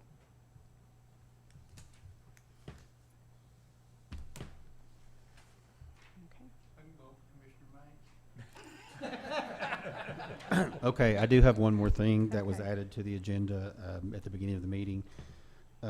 Under Group 10, number 11, the Register of Deeds is now in the process of changing their software, and with their conversion, they found $2,100 that goes way before 2010 that they have, doesn't really go with anything. They haven't found anything yet. So speaking with audit, and actually the guy that's doing the conversion was an ex-auditor, he said that commission can approve, just has to approve a write-off, and it will take care of the, audit will ask us, did commission approve a write-off? And if we don't, then we could get in trouble for that as far as finance goes. So I'm requesting that commission approve this $2,100 as a write-off for the Register of Deeds office. Okay, I have a motion from Commissioner McCamey and a second from Commissioner Allen. Commissioner Wandell? Just real quickly, that Register of Deeds, Mr. Shelton had put in his writing that it wasn't anything that they found on their side. They believed it was the prior program company that the issue may have been with. So nothing was, from what I could understand from Register of Deeds Shelton, that they did wrong. So they're just trying to clean it up, as you said. Yeah, Is well, that correct? Yes, thank you for Yeah, pointing that out. thank And you. also, Mr. Shelton would have been here tonight, but he already had a prior commitment, so. Thank you, Chairman. You're Oh, sorry, I was trying to cancel. Any other discussion? Okay. We need to vote on the board for this Yes, one. please. Let's go to the board and vote. Yes is to approve. Yes is to Thank you. approve. Thank you. Thank The you. motion passes. Any other questions for me? Thank you. One more, I'm just kidding. Well, happy Thanksgiving, everyone. Happy Thanksgiving, Robbie. Thank you, Robbie. Next up, we'll have Director of Schools, Dr. Tim Parrott. Thank you, Commissioner, Chairman Vandergrift, and to all of you, happy Thanksgiving and congratulations to Mr. Anderson on his wedding day. Yes. Cannot believe you're here after that, so you're He's good. committed. You're committed. Yes, yes. Hey, just a couple of things. I hope you got a chance to look at the report. There was a lot of good news in there. The concession stand at the softball field is about 60% complete. You get a chance to go by and look at it. It looks really, really nice. Claxton School, we had another update meeting last week. We hope that will go out for bid about the 1st of December. And we still have a start date sometime between January and March. We don't know in there. It's according on how long and how many people bid on this. We have some companies looking at right now going in and tearing out the old part of the church, the inside of it. We've got to get all that tore out, so we're going to go ahead and do that. That won't be part of the bid process. The other thing, I hope you got a chance to see, it's kind of a surprise, David Calfee. He is a Oak Ridge legislator, former legislator. He really was impressed with the scores of Grand Oaks Elementary School for third grading literacy scores, which you know that's one of the big indicators of being successful in schools. And he gave Jessica Knatzer, the principal there, a check for $10,000. Wow. And he has said that he's going to, if other schools make that gain and they keep doing that, he's going to do it again next year. And so that's pretty neat, because that's one of the things we really work on is that third grade ELA. So We still, testing, the results of our state testing of last year is still embargoed. We were hoping to have that tonight, but they still have not let us, put those scores out, but we will just as soon as they get released. Think you'll see some pretty neat things with that. I'll take any questions. Commissioner Waddell? Thank you. Dr. Perry, we had a meeting, Mayor set up with County Executive Cresswell, and appreciate you having Chairman Gillenwater show up and the principal from Anderson County Career Technical Center, I can't remember his name, but Nathan Wade. spoke very well. Yes. I was very impressed with him and the mayor, and I just appreciate you sending some folks. I hope we can continue that effort. I know the mayor and Executive Cresswell have some great ideas, and several commissioners were able to attend the meeting as well. And the whole thrust around this is to look at how we can better develop our public school system to prepare for the next generation of youth that may go into the DOE workforce, serving nuclear or whatnot. But I'm excited about it, and I just appreciate you having some folks Yes. there. And thank you, Mayor, for being Yes. there and heading that up. Yes, and Mr. Wade, he is our principal at Anderson County Career and Technical Center, and he's been out talking with a lot of potential employers and things like that, and really looking at, one of the things that, I don't want to steal all of his thunder, but one of the things that, when he talks to a lot of people, the person that he can't find right now is that person that can run that heavy equipment operator. And so they're looking at getting a grant and getting a simulator to where we can teach our students before they leave that skill. And they've worked with Rogers Company, they've worked with 3 or 4 big outfits around, and they're really interested in that. So you really, and hopefully we will get them to donate us a piece where we can actually dig dirt, but they can actually do it inside the classroom. It's pretty neat. So. Interesting. Maybe it might be good to get with the highway department to see if Gary's got any recent Yes. retirees that might want to come in and help and Sounds great. and look He's at it always that a way. big supporter. There was something else I wanted to ask you, but I'm getting old and I can't remember, so let's just move on. Oh, I know what it was. Help me. I need Okay. your help later. I want to see if we can build something in the school system for to serve our fire, our sheriff, our EMS. I want to see if we can build a program for our kids that we can, help, educate them, bring them into that line of work to give back to the community. Just something to think about. We talked about it in Fire Commission. I hope it's something we can go do. We also talked about it with Mission CIT, who's doing the countywide fire study. So just That something to sounds think like a about. great thing. Okay, I'll- thank you. I'll Sorry, Chair. look at I it. promise. Commissioner Palmer? Yes, to piggyback on what Commissioner Wendell was saying, would it be possible for you to provide us a report, curriculum-wide, what we have as far as science, engineering, hands-on learning, project-based learning, and so that we will be comfortable and know exactly what we have here in the school system? And then we could help maybe brainstorm like this, do something locally or in the near future. Maybe we can help with some things if we have a real good understanding of what we've got in our school system. You can go online, if you go on to Clinton High School and you go on to Anderson County High School and you look at the careers booklet, every one of the classes we teach are in that booklet. It's got and that's what our parents get every year when the students start signing up. So it's got a description of the course. It's got if they're going to go into machining or they're going to go into health occupations, here are the classes they need. Look at it, and if we need any more information, I'll be happy to get it to you. Okay. But that'd be a good place to start. Okay. I think that would be helpful if we had a good understanding of what we had in our Yes. school systems. The other thing that I wanted to ask you about was, I love this capital projects list that you have here. Is Yes. there any way that you could put a dollar amount with each project? Maybe what it's going to cost or an estimate of what it is? I can do that, and there's a lot of them. I didn't get it updated this last month. I was out with the school board, and there's some of those projects will take off that they've been completed and stuff Okay. like that. So I'll get it updated for next That'll month. just kind of help us know what's coming down the pike. Yep. And one thing that I wanted to ask you in particular, I noticed that this multi-sport facility, Yes. What exactly is that? That is it's at Anderson County High School. It's about the same thing that's at Clinton High School. Oh, okay. Yep. All right. And so they're working on getting donations. The board approved $800,000 for that project. It's probably about a $3 million project. And so they're working to get in-kind donations and other things like that.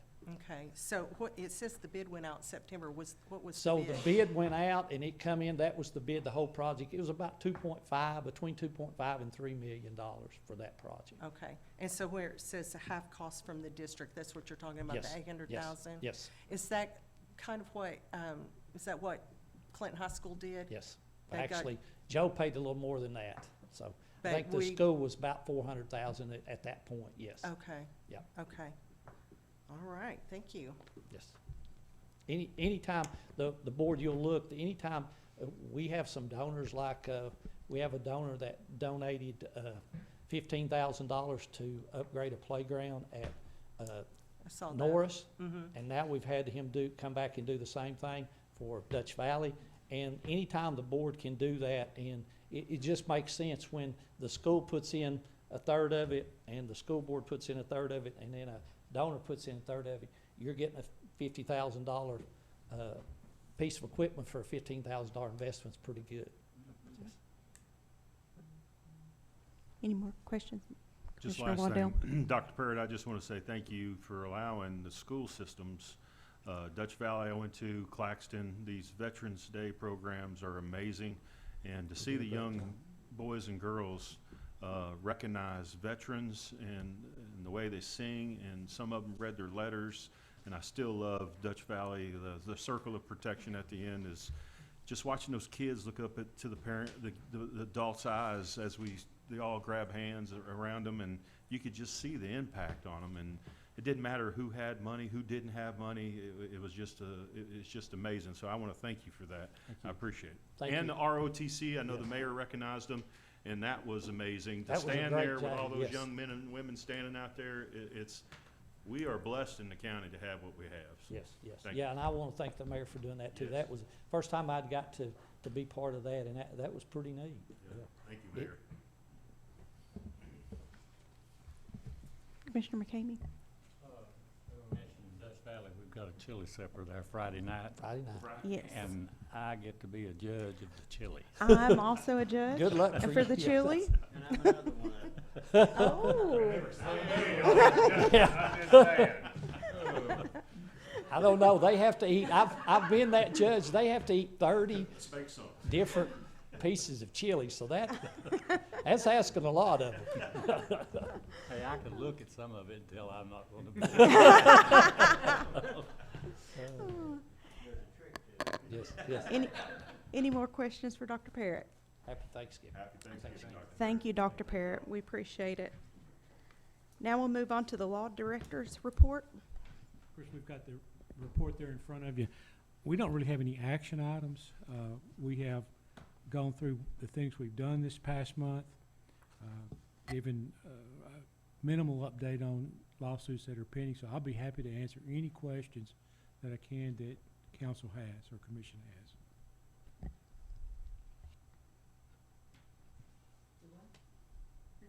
Do we have, Commissioner. Would it be appropriate to inform Mr. Brooks? I'm not sure he's aware of what transpired earlier in the meeting, Mayor. Oh, well, you were confirmed, Ms. Brooks. I assume since Nicole went out there that she informed you. Oh, you did? Oh. She wasn't cutting the bad news. That's why. A little subtle hint. I want all commission and mayor to know I'm very appreciative of your confidence. As many of you know, I've got 39 years of experience, 37 of that in private practice, last year and a half on the bench. I intend to pull all of that together and do my very best for this county. I look forward to working with each one of you, mayor, the elected and appointed officials, and really the citizens of this county. That's the lifeblood of why we're here. So thank you very much. Welcome aboard. Yep. And yes, and my, the staff who which I could not do this job. Nicole and Morgan. Yep. Thanks to them. Thank you. Any more questions? Okay, we'll move on to the committee reports, and we'll start with operations by Chairman Isbell. Thank you, Madam Chairman. Under Mayor's report, Commissioner Yeager made a motion to approve resolution number 24-11-1189, requesting 114th session of the Tennessee General Assembly to allocate 1/2 of the real estate transfer tax to the county. Seconded by Commissioner Foster. Motion passed forward to full commission for approval. I have a motion from Commissioner Yeager and a second from Commissioner Foster. Any discussion? Commissioner Isbell? Yes, I think the mayor can speak to exactly how much money that would bring into the county, or close to it. Okay, well, if we just went with the 4-year average, the 4-year average is $2,321,403. Last year, fiscal year '24, the total collections were $2,765,700. So if we just went with the 4-year average, 50% would be $1,160,701. And if we did that a basic penny on the tax rate, the equivalent would be 5.8 pennies on the tax rate. And this is the request is, if we can get this done in the legislature, the request is for the unallocated portion. So there is some of these collections that the state uses that go a very, very small amount that goes into things such as the Attorney General's office, wetland acquisition. That is not what this request is asking for. So this is the unallocated that just goes into the state of Tennessee's general fund. So could be a difference maker for counties. Any more discussion? All those in favor say aye. Aye. All those opposed say no. Motion passes. Commissioner Wandell discussed the Fire Commission letter of support for Regional State Fire Academy to be in Anderson County, Tennessee. Commissioner Wandell made a motion to allow the mayor to pursue this letter of recommendation draft, bring it back to Operations Committee. Seconded by Commissioner McCamey. Motion passed forward to full commission for approval. I have a motion from Commissioner Wandell and a second from Commissioner Capshaw. Any discussion? All those in favor say aye. Aye. All those opposed say no. Motion passes. Okay, this next one, I hope the sheriff's still out there so we can brag on him a little bit. Detective Stomp, dog school you. But Commissioner Wandell made a motion to recognize the Sheriff's Department for expeditiously working a string of burglaries, and actually is in the Medford community. Seconded by Commissioner Foster. Motion passed unanimously. And what happened is in the Medford area there for about 2 weeks, we had a string of, there they are. They had and these are especially Detective Sculia and everyone that worked on this, they did a great job. Because at 1 o'clock in the morning, an alarm went off in my driveway.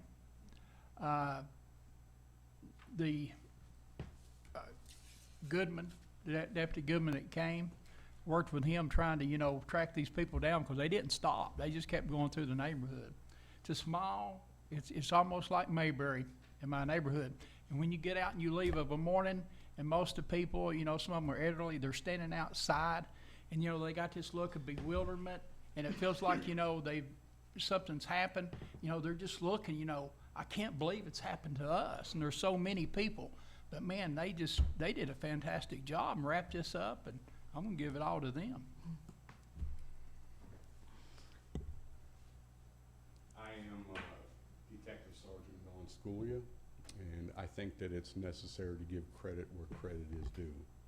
So first of all, I'm going to give credit to our sheriff. When the sheriff was first elected, he sat down with CID and he informed us that he would have our backs and would support us in any way that we saw fit. He made some key changes in CID, and one of those changes that he made, I believe to be instrumental in the success of CID, and that was some promotions. And he promoted James Crowley to lieutenant over criminal investigations. He's our section leader. Lieutenant Crowley has seen the advantages of training people and equipping them with equipment needed. And with that, we secured additional resources and equipment. We have graduates of the National Forensic Academy at our disposal. When the call had come in that night from Deputy Goodman, I was on the phone with him. He let me know that we had numerous auto burglaries in that area. So when I came into work that morning, I knew exactly what needed to be done. CID met, we had a team meeting, and I felt that the best qualified detectives to handle property crimes such as this was Detective Floyd Long and Detective Jeff Gillum. Detective Long immediately took all of the cases, and with the help of Detective Gillum, they were able to recover property within hours of the meeting, and also secured a suspect and made an arrest in that case. So my hat goes off to those two. They really ran with the case. And CID doesn't just do this for just this one case. CID does this for all the cases that come in. So we have a very good prosecution rate, a very high investigation rate, and our sheriff is a hands-off sheriff. He allows us to conduct our investigations free of any political bias or interference, and that's why we have the success that we have. Thank you. And Detective Scalia can tell you, this is not the first instance that we've had together. I mean, we've got a several-year relationship of things that's going on in our neck of the woods, and they've been on top of it every time. I mean, it's just, and that's why I really want to recognize them, because I've seen what they did and how quick they did it, and the reception that from the community. And now we're going to do a neighborhood watch, and I think the Sheriff's Department's going to help, set that up. But I mean, this is something that the rural part of Anderson County is, we depend upon the Sheriff's Department. And thank you. Thank you. Thank you very much. Commissioner Gager? Could I ask one thing, Sheriff? How many people were implicated in this group?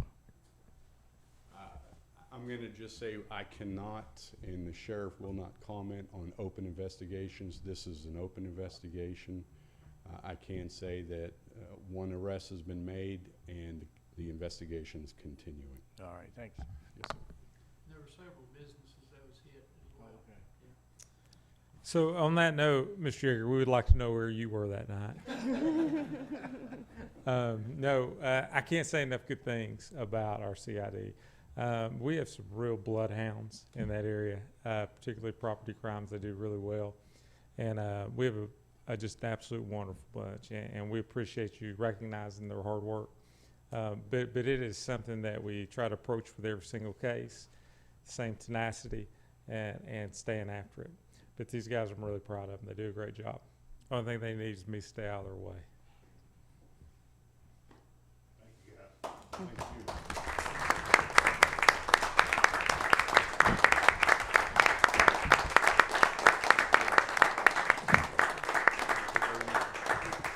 Appreciate all your support. Thank you. Thank y'all. Madam Chairman, that concludes the Operations Committee. I think we need to vote on that, don't we? Oh, what did it? Oh, yeah, because it's not on the paper. Mr. Wandell made a motion to allow the mayor to pursue the idea of consolidation of the E911 entity and report back to operations, seconded by Commissioner Yeager. Motion passed unanimously. Can we clear the board of that? So then we'll need a motion for. Well, actually, what it was, there was an inside the Operations Committee that was just reporting back. Okay, so what we don't went need a forward motion to on full that. commission. Okay, Yeah, okay. but at least everybody knows what's going on. Okay. I'll make a motion just to put it on the books for that E911. I have a motion, Commissioner Wandell, a second from Commissioner Yeager. All those, any discussion? All those in favor say aye. Aye. All those opposed say no. Motion passes. Now that concludes, Madam Chairman, thank you. Next, we'll have the Rules Committee report from Chairman Smallridge. Commissioner Foster made a motion to separate discussion of items on or not on the agenda. That is to keep discussion of items on the agenda where it is and move items not on the agenda to just before new business. Seconded by Commissioner Mays. Motion passed to forward to full commission for approval. I have a motion from Commissioner Foster, a second from Commissioner Anderson. Commissioner Yeager? Just to, the rules say this needs to be a 2/3 majority to change rules. Just a little piece of information before we vote. Commissioner Foster? Yeah, so, and I'll just kind of give out why I made this motion. So any action item, so currently people come up and talk at the podium on any item. So if there's an item that's not on the agenda and we're going to take action on it, it has to go on under new business already. So if we're going to take action item on it, it would have to be at new business. So this just moves this up at the towards the end of our meeting. Lets us take care of our business, but if there's something we want to take action on, that's where we're going to do it already. So that just thinks it's a good place to put anything on the agenda for anyone that's not already on the agenda. I know some other counties do this, but that's just why I made that motion in rules. Any other discussion? Commissioner McCamey?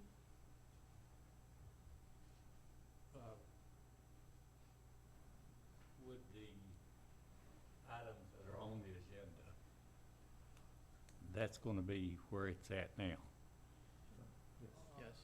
Does the general public get to comment then, or do they wait until that item comes up on the agenda? The way my motion is that they would, when they get up and talk about anything that's going to be on the agenda, they would speak at the beginning of the meeting, for or against, where it, depending on the crowd. However, the chairwoman has decided to handle that on how many people speak, but it would be that items on the agenda would be talked at the front of the meeting.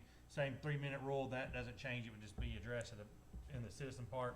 This would just be for items not on the agenda. Anybody that would like to speak to items not on the agenda would be moved down in front of new business.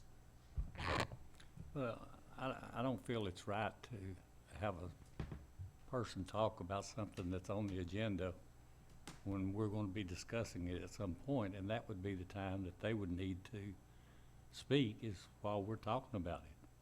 I mean, the public can talk about anything that's on the agenda, and I don't know why we give them an extra time out here to talk about it, and then 30 minutes later, do they get to talk again when it comes up on the agenda?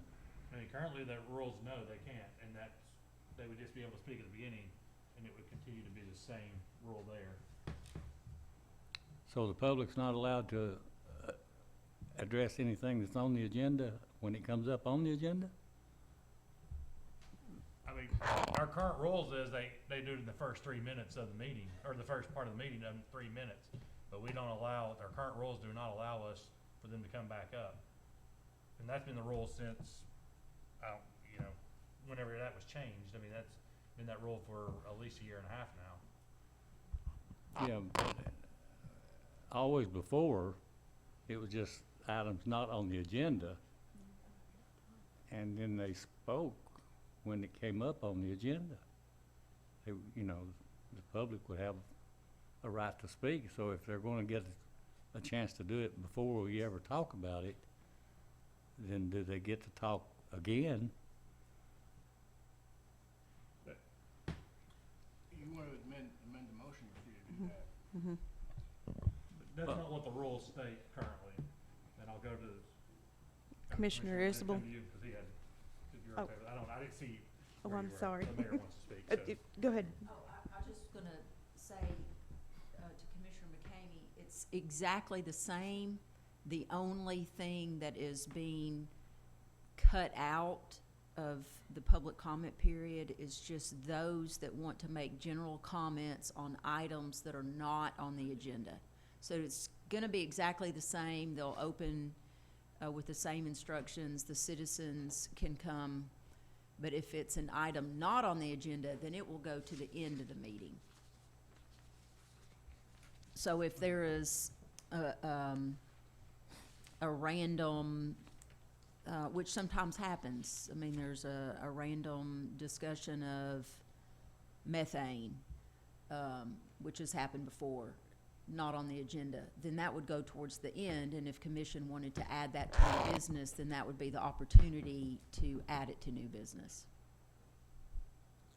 Well, I don't know when that rule was changed, because it used to just say items not on the agenda. Now it says they can speak on items on or off of the agenda, you know.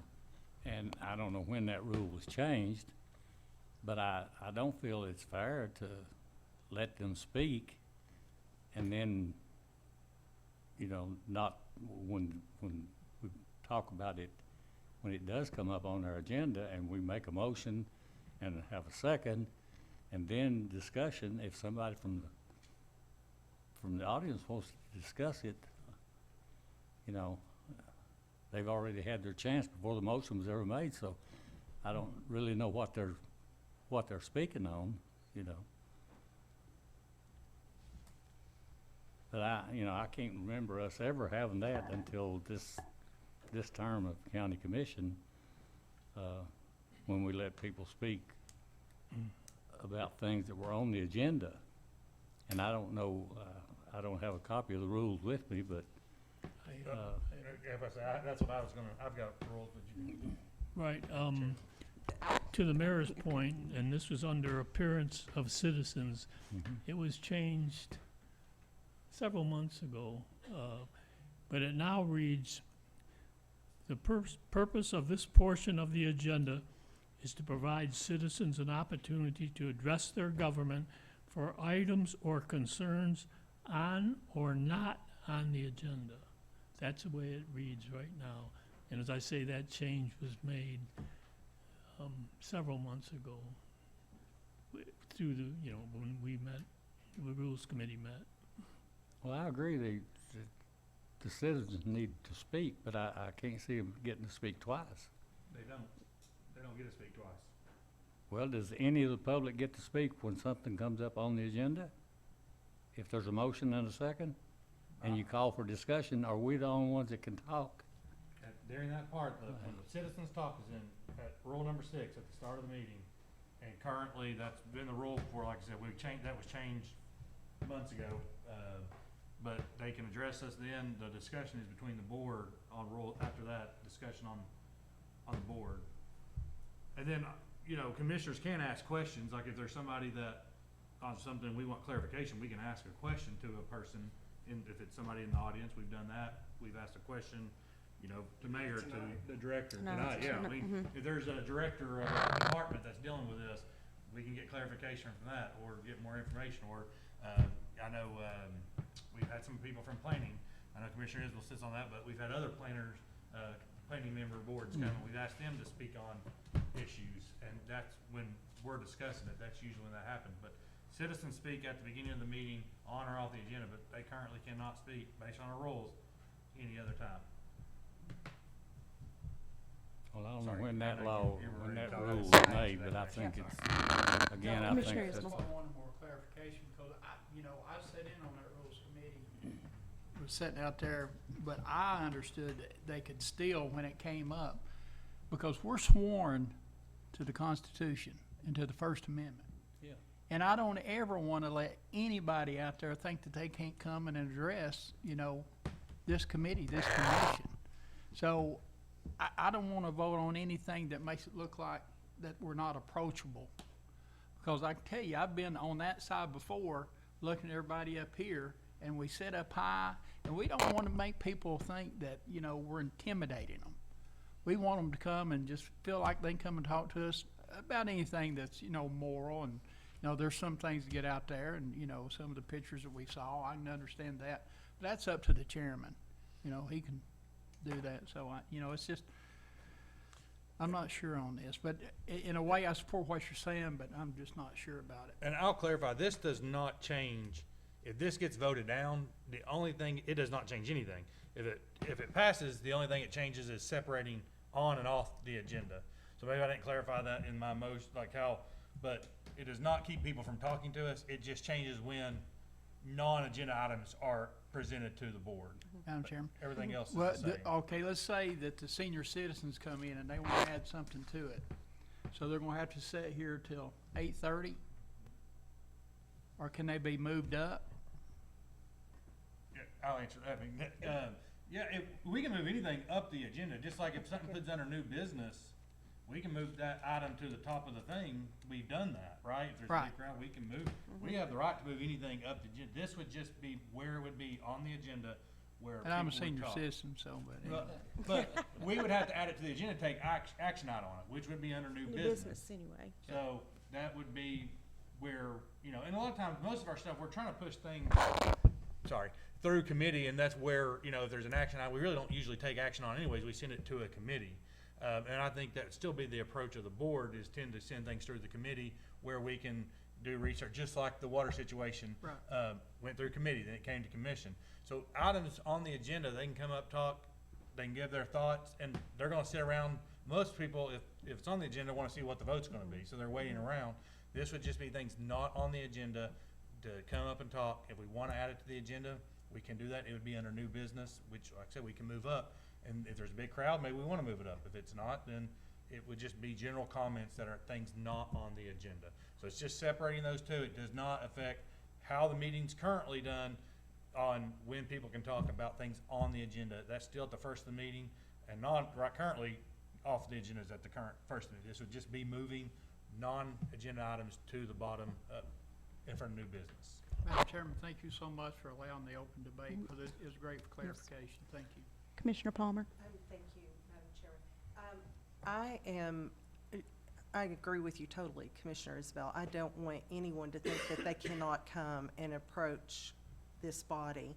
I do like the idea of these things being taken up in committee because you can have more discussion, more freedom there. By the time it gets to this point, it's already been through committee and hashed out, that sort of thing. This is something that Knox County does, and I wasn't real sure about it either, but if you watch, Knox County does it this way, and it runs really pretty smoothly. So that kind of helped me, you know, with some of the anxiety about it, but I just thought I'd toss that out there. I don't see this as keeping anyone from speaking. It's just that off of the agenda, if it's not on the agenda, it's closer to where we can take action. It's moved closer on the agenda where we can take action. Thank you. Commissioner McCamey? So you're saying if you want to keep it at the beginning of the meeting under appearance of citizens for items that are on the agenda? And if somebody gets up and speaks and say, I'm against that, and then there's a motion made when it does come up on the agenda that is, they totally agree with, can they change their mind and say, hey, I was against it, but I'm all for that? I mean, you know, that's when I think the public needs to be allowed to speak, is when the item comes up on the agenda. And if not, if one of my constituents is here, I want to give them my 3 minutes to let them speak. If I have to do that, but I just don't see cutting somebody off and saying, talk about this that's going to be on the agenda later, but they don't really know what's going to happen because there's not a motion or a second. It's just something that's on the agenda. Any more discussion? As the maker motion, if no other has anything, I'll just close with this on, if this gets voted down, then it would be, it would just go back to rule number 6, which is right now at the beginning of the meeting. So that, if we want to take that up, we can refer that to Rules Committee and talk about separating and moving and allow them to talk things on the agenda. But this vote would just separate the two currently. Right now, if we vote this down, Next month, it will be the same as it is right now, and they speak at the beginning of the meeting on agenda items and not agenda items. So I understand what you're saying. I don't think that affects what this motion is. Okay. So I'm okay with taking that. We're gonna have another rules meeting, so if you want us to look at that and put that on the agenda, I'm okay with that. But I would like to separate the two because I think there is confusion there when they're not separated. And this allows us to get to our business of the meeting and still allow citizens to talk, but it gives them in the proper place. And we still can do the action items of the government of what we're here to do. So that's where I'll just leave it at that. But that does not change, if this gets voted out, it does not change the rule of what you're talking about. Well, that's what I was gonna speak to, is because we actually had somebody come during appearance of citizens speaking against this item right here. So we don't want, the public to think by any means, and I know we're going on and on in discussion, that we're trying to limit them what they can say. Thank you.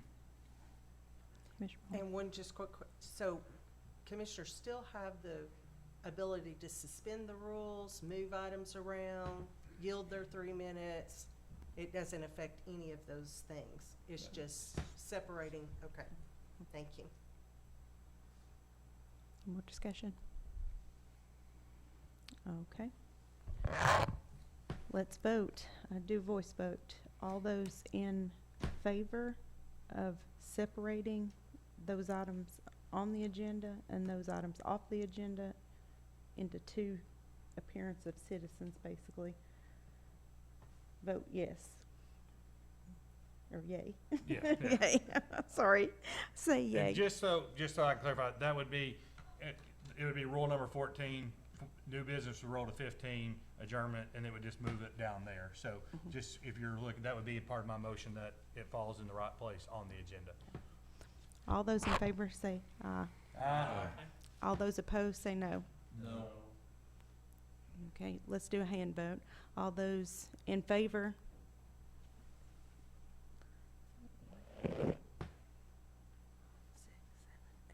Nine. Because it has to be. Has to be 2/3, which would be 11. So Okay. motion failed. Motion fails. Commissioner Mays made a motion that no political apparel advertising for any political party, candidate, or for himself or herself be allowed to be worn while actively engaged in committee or full commission business, with the addition of this language be added to rule number 17. Seconded by Commissioner Foster. Motion passed to forward to full commission for approval. I have a motion for Commissioner Foster, a second from Commissioner McCamey. Commissioner Barron? Yes, I'm against this. I think it's against my First Amendment rights myself. I mean, we do have a Constitution. I haven't seen any kind of problems with it in the past. The answer I got from Commissioner Mays, I think, was just kind of double talk on it. Why it's a problem, I don't know. So, I'm going to oppose it. Commissioner Allen? Thank you, Madam Chairman. I will oppose this also. I just think that the definitions that I was trying to get from the chairman were very, very vague. I think that we should not be getting into telling people in a subjective manner what is political and what's not political. Maybe someone has on the wrong color, or maybe they just may have a lapel pin that someone could say that is political. So I'll be voting no against this because of the vagueness of the definitions. And I think we should practice our freedoms. We just had an election in which people did object to the censorship and the idea that everything is political. People are not accustomed to having to be careful about what they wear and what colors they wear or what lapel pins they have on. So I would be voting against this. Thank you, Madam Chairman. Any more discussion? Let's do a voice vote. All those in favor say aye. Aye. All those opposed say no. No. Fails. Motion fails.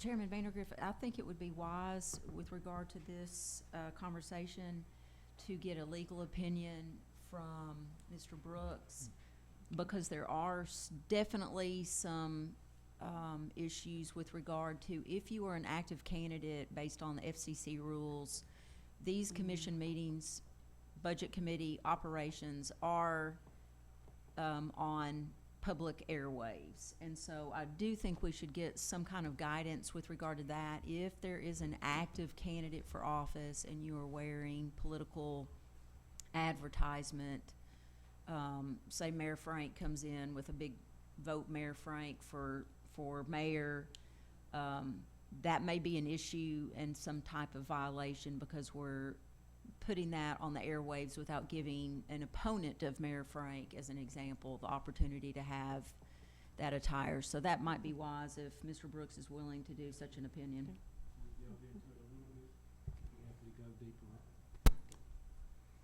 Commissioner Isbell, is that I'll your make that as a motion? motion, yes. Okay. We have a motion to get a legal opinion on the wearing of political attire. Are you seconding that, Yes, ma'am. Commissioner Allen? Okay. Any more discussion on that? Commissioner, did you want to speak again? No. Okay, okay. Commissioner Anderson? Yeah, I just wanted to see, are we specifically talking about us up here and people using the podium, or would it be the whole dress code for the room? Is that, I guess we were a little unclear on that. Yeah, On that. and from my understanding, and I, you know, just from what Chairman Mays made in the rules, and correct me if I'm wrong, if anybody else, it would just be for members, of the board. These rules apply to us, and obviously, if somebody speaks, there are certain rules that apply to our audience, but it would not include somebody sitting in the audience, wearing whatever shirt they want to, but it would be as a board member. And he used the example of a former commissioner wearing one of their vote for their buttons during a meeting. Any more discussion? All those in favor say aye. Aye. All those opposed say no. Motion passes. That concludes the Rules Committee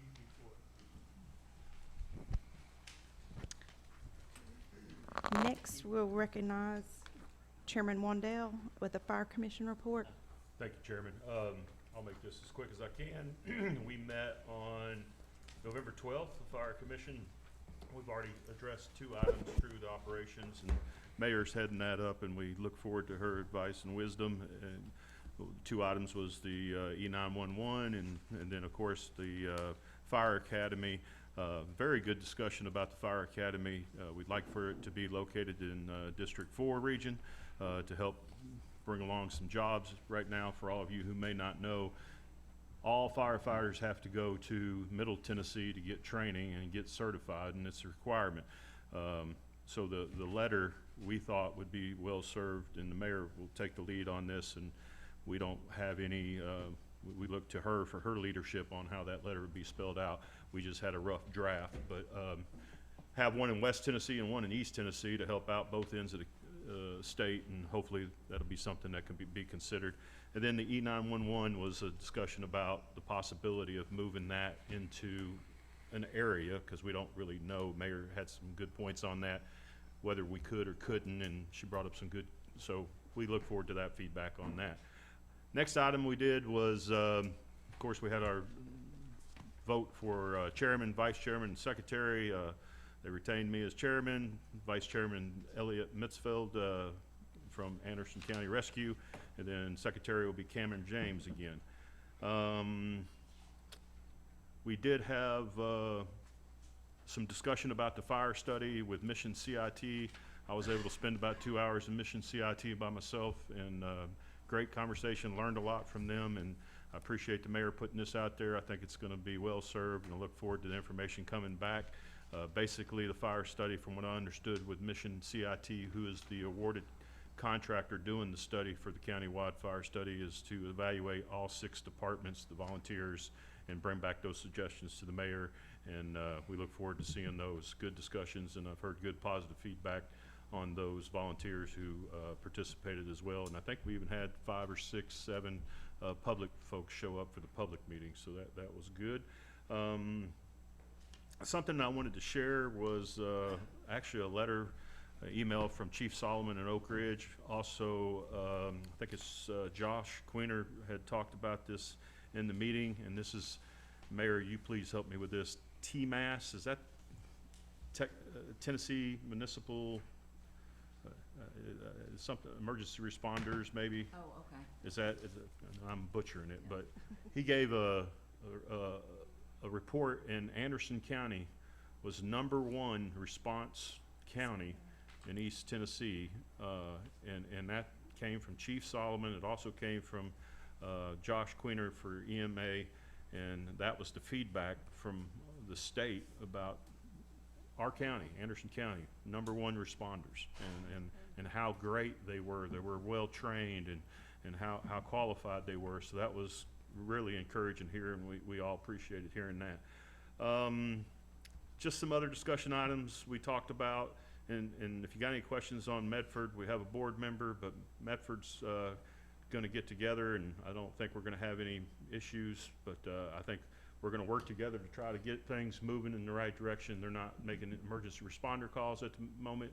Only issue is just personnel, and that's where we led into some other discussions. Again, this countywide fire study, I think, will give us some pointers on how we can help improve that. I hope we can run it through the school system to help feed some in. One of the couple ideas we threw out there, is like to see a property tax decrease for our first responders, if possible, our volunteer firefighters, if they meet certain criteria. Something to think about. Again, we didn't make a motion on that, just something to think about. Of course, we talked about reappropriation of the tax base that's coming in now to maybe help fund going into the future. All of those things will be pointed to the countywide fire study, I'm sure. The last thing I'll have to say is if there's any young men and women over the age of 18 that would like to participate in the volunteer fire departments, all you got to do is reach out to your local volunteer fire department or rescue squad, and the mayor's correct, there's 6 of them. We need people, and it's a great way to get training, and it's a great way to lead you into a career. A lot of folks get that training and then go out to DOE, and we all sat in on meetings, and DOE is going to need a lot of these types of folks. So it's a great way to get that education underneath you, and it's a great way to give back to the community in our great county. That ends my report. If anybody's got any questions, happy to take them. I do, Madam Chairman. Commissioners? One of the things when we met over there on Thursday night, one of the things come out of that meeting is if we didn't have a volunteer fire departments, how much would it cost for the county to fund it? I think if the mayor might, I thought it was 24 million total would be a cost estimate if we didn't have volunteers. That was the kind of cost. That was another meeting the mayor set up, and I appreciate it. You're referring to the state fire marshal that came to Clinton, and lots of commissioners went to it and learned so much, lots of information. And Mayor, I was just blown away at the information. I really thank you for doing that, because it taught me a lot, and I know the rest of the commissioners, about things we never knew. There's maps of where the trouble spots are in the counties and where we need to focus at, and I never knew all of that was available to us to take direction. So we'll compile all this and do some things, and I think it was good for the volunteer firefighters to hear that comment about. Especially with the grants where they're reaching out to, especially Briceville, and saying, you need to apply for these grants here. Yes, the state made that comment in the meeting that, Briceville, are you here? You need to apply. I was like, wow. They were well represented too. So, yeah, and that is coming up soon. The mayor, I think it's due by December, I can't remember, but. Yeah, I think it's the end of November, I believe, yeah. Okay, I think you're right. I saw an email come through today. Yes. Thank you, Commissioner Capshaw, November 27th? 2 p.m. cutoff. So all volunteer fire departments and rescue squad, please get your request in. One of the things that was kind of intriguing, I think we talked about this after the meeting, is they made the comment that to get that grant to specifically request washer and dryers. I would have never thought, but apparently that's a big push coming through the state and the federal government to have those available to wash their gear, because there's could be some some hazardous issues if they don't. So that sounds like they'll fund those, and I think it's $10 million pool. So get out there and make it happen. And the other thing is too, actually Chief Braden and City Manager Mike Ellis reached out, and they'd be more than welcome to work with, you know, trying to put a training facility in Rocky Top area. Awesome. And Mayor, she'll put that letter together, and I hope we can make that happen. I feel like if we all work together like we're doing, and we make that request, and Mayor gets the letter done, she'll bring it back to operations, and we'll bring it back to this body. Commissioner Palmer? Thank you. Really quick, you had said, I wanted to ask if the if the fire departments were going to apply for the grants, what your expectation of that was. And I thought that this is what this is, so this must be a different grant. It came in our email from the marketing director, and it's a grant from FEMA that opens November the 12th. It opened November the 12th. Oh, I didn't see And that. it's a AFG, Assistance to Firefighters Grant. Notice of funding is now available. They also have YouTube videos. I think there's 7 that will walk you through the process of filling out the grant, because I know that that's sometimes an obstacle, is actually doing all that Yes. work. So they've got some help with that. So this must be a different grant. I thought it was the same one, but it must be a different one. It sounds like it is a different one, and I appreciate you bringing it to our attention. Some of the things we talked about also is taking the fire commission to do some other things besides us just meeting and talking, and we're talking about membership. We might have a membership committee, you know, we might do a fundraising, we might do grants and whatnot. So those are things down the road. It's important to get this countywide fire study and hear the mayor give us some feedback on what she thinks and what we think we can do to move it forward. But we're blessed to have our volunteer firefighters, and thank every one of them when you can. And again, if there's anyone out there that's young enough, 18 or older, you want to participate, just reach out. They'd love to have you. Thank you, Chairman. Thank you. Thank you. All in honor of our friend up in heaven, Mr. Commissioner Doug Hahn. I'll never forget all he did on this body, and when fire commission wasn't sexy, okay? I mean, it was looked upon as a cost and a problem, and nobody really wanted to talk about it, but he took it on head on, and I used to look at him going, how's he do that?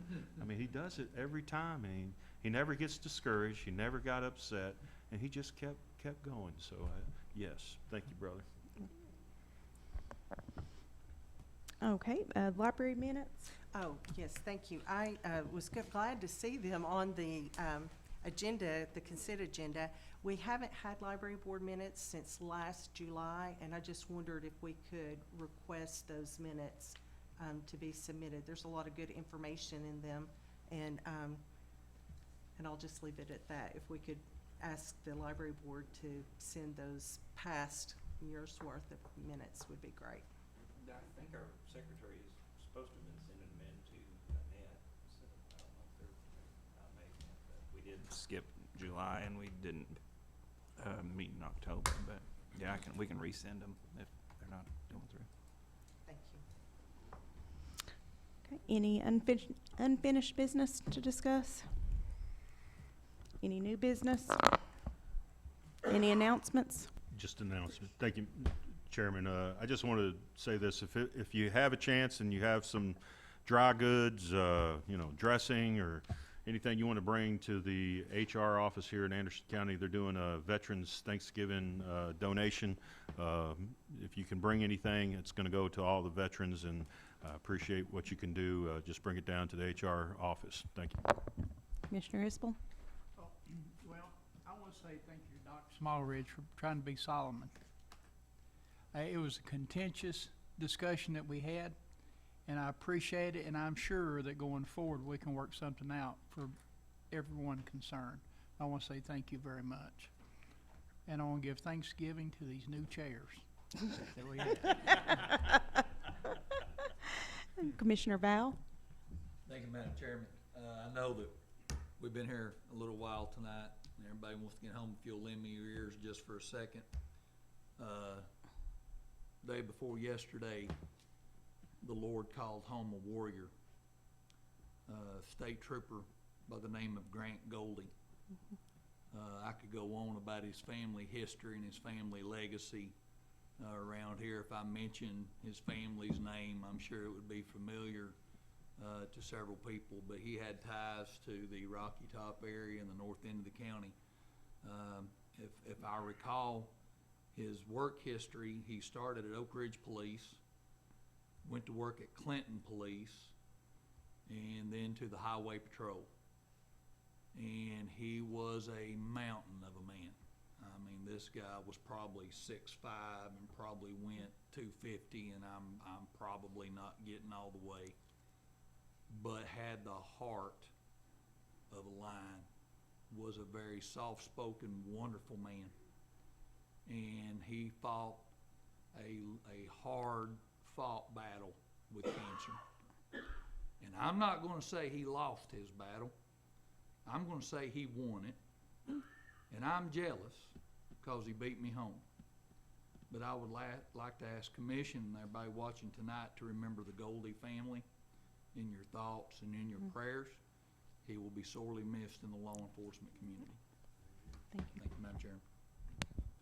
Commissioner Capshaw?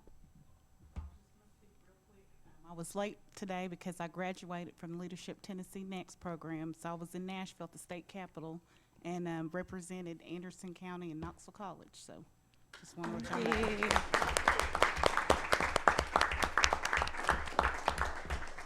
Commissioner Allen?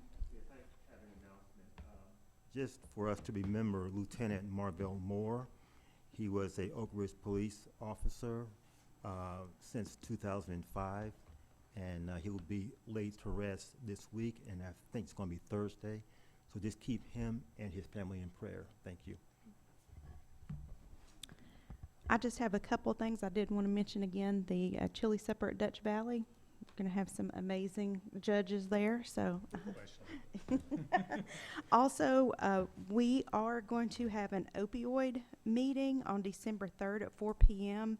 in room 118A. We will have Jennifer Turnville. She's the executive director of the SMART initiative at UT. She is going to give us some ideas. She's got some templates for us to use, and she's going to explain some of the requirements and when we need to have some money spent. So if you're on that committee or if you're interested, please come. What was that time again? 4 o'clock. December 3rd at 4 o'clock. Madam Chairman, I want to remind everybody from District 3 that Anderson County will be taking on Greenville on the road to the state championship. Yes, Friday go night. Mavs, go Mavs, go Mavs. And finally, congratulations to Commissioner Anderson on his nuptials this weekend. It was a beautiful wedding. Congratulations. On the honeymoon, just to be with you all. This isn't the honeymoon? One last thing. Mayor, we still having the meeting Friday for the tour? Yes. Okay. I will send out a reminder, they just sent me something this evening while we were in the meeting, actually, Okay. on what identification to bring, so. So that's that UCOR tour Friday. Y12 ORNL, yep. Thank you for setting that up, Mayor. Thank you. Good Oh, job, Chairman. Okay, I didn't set a record, but motion to adjourn.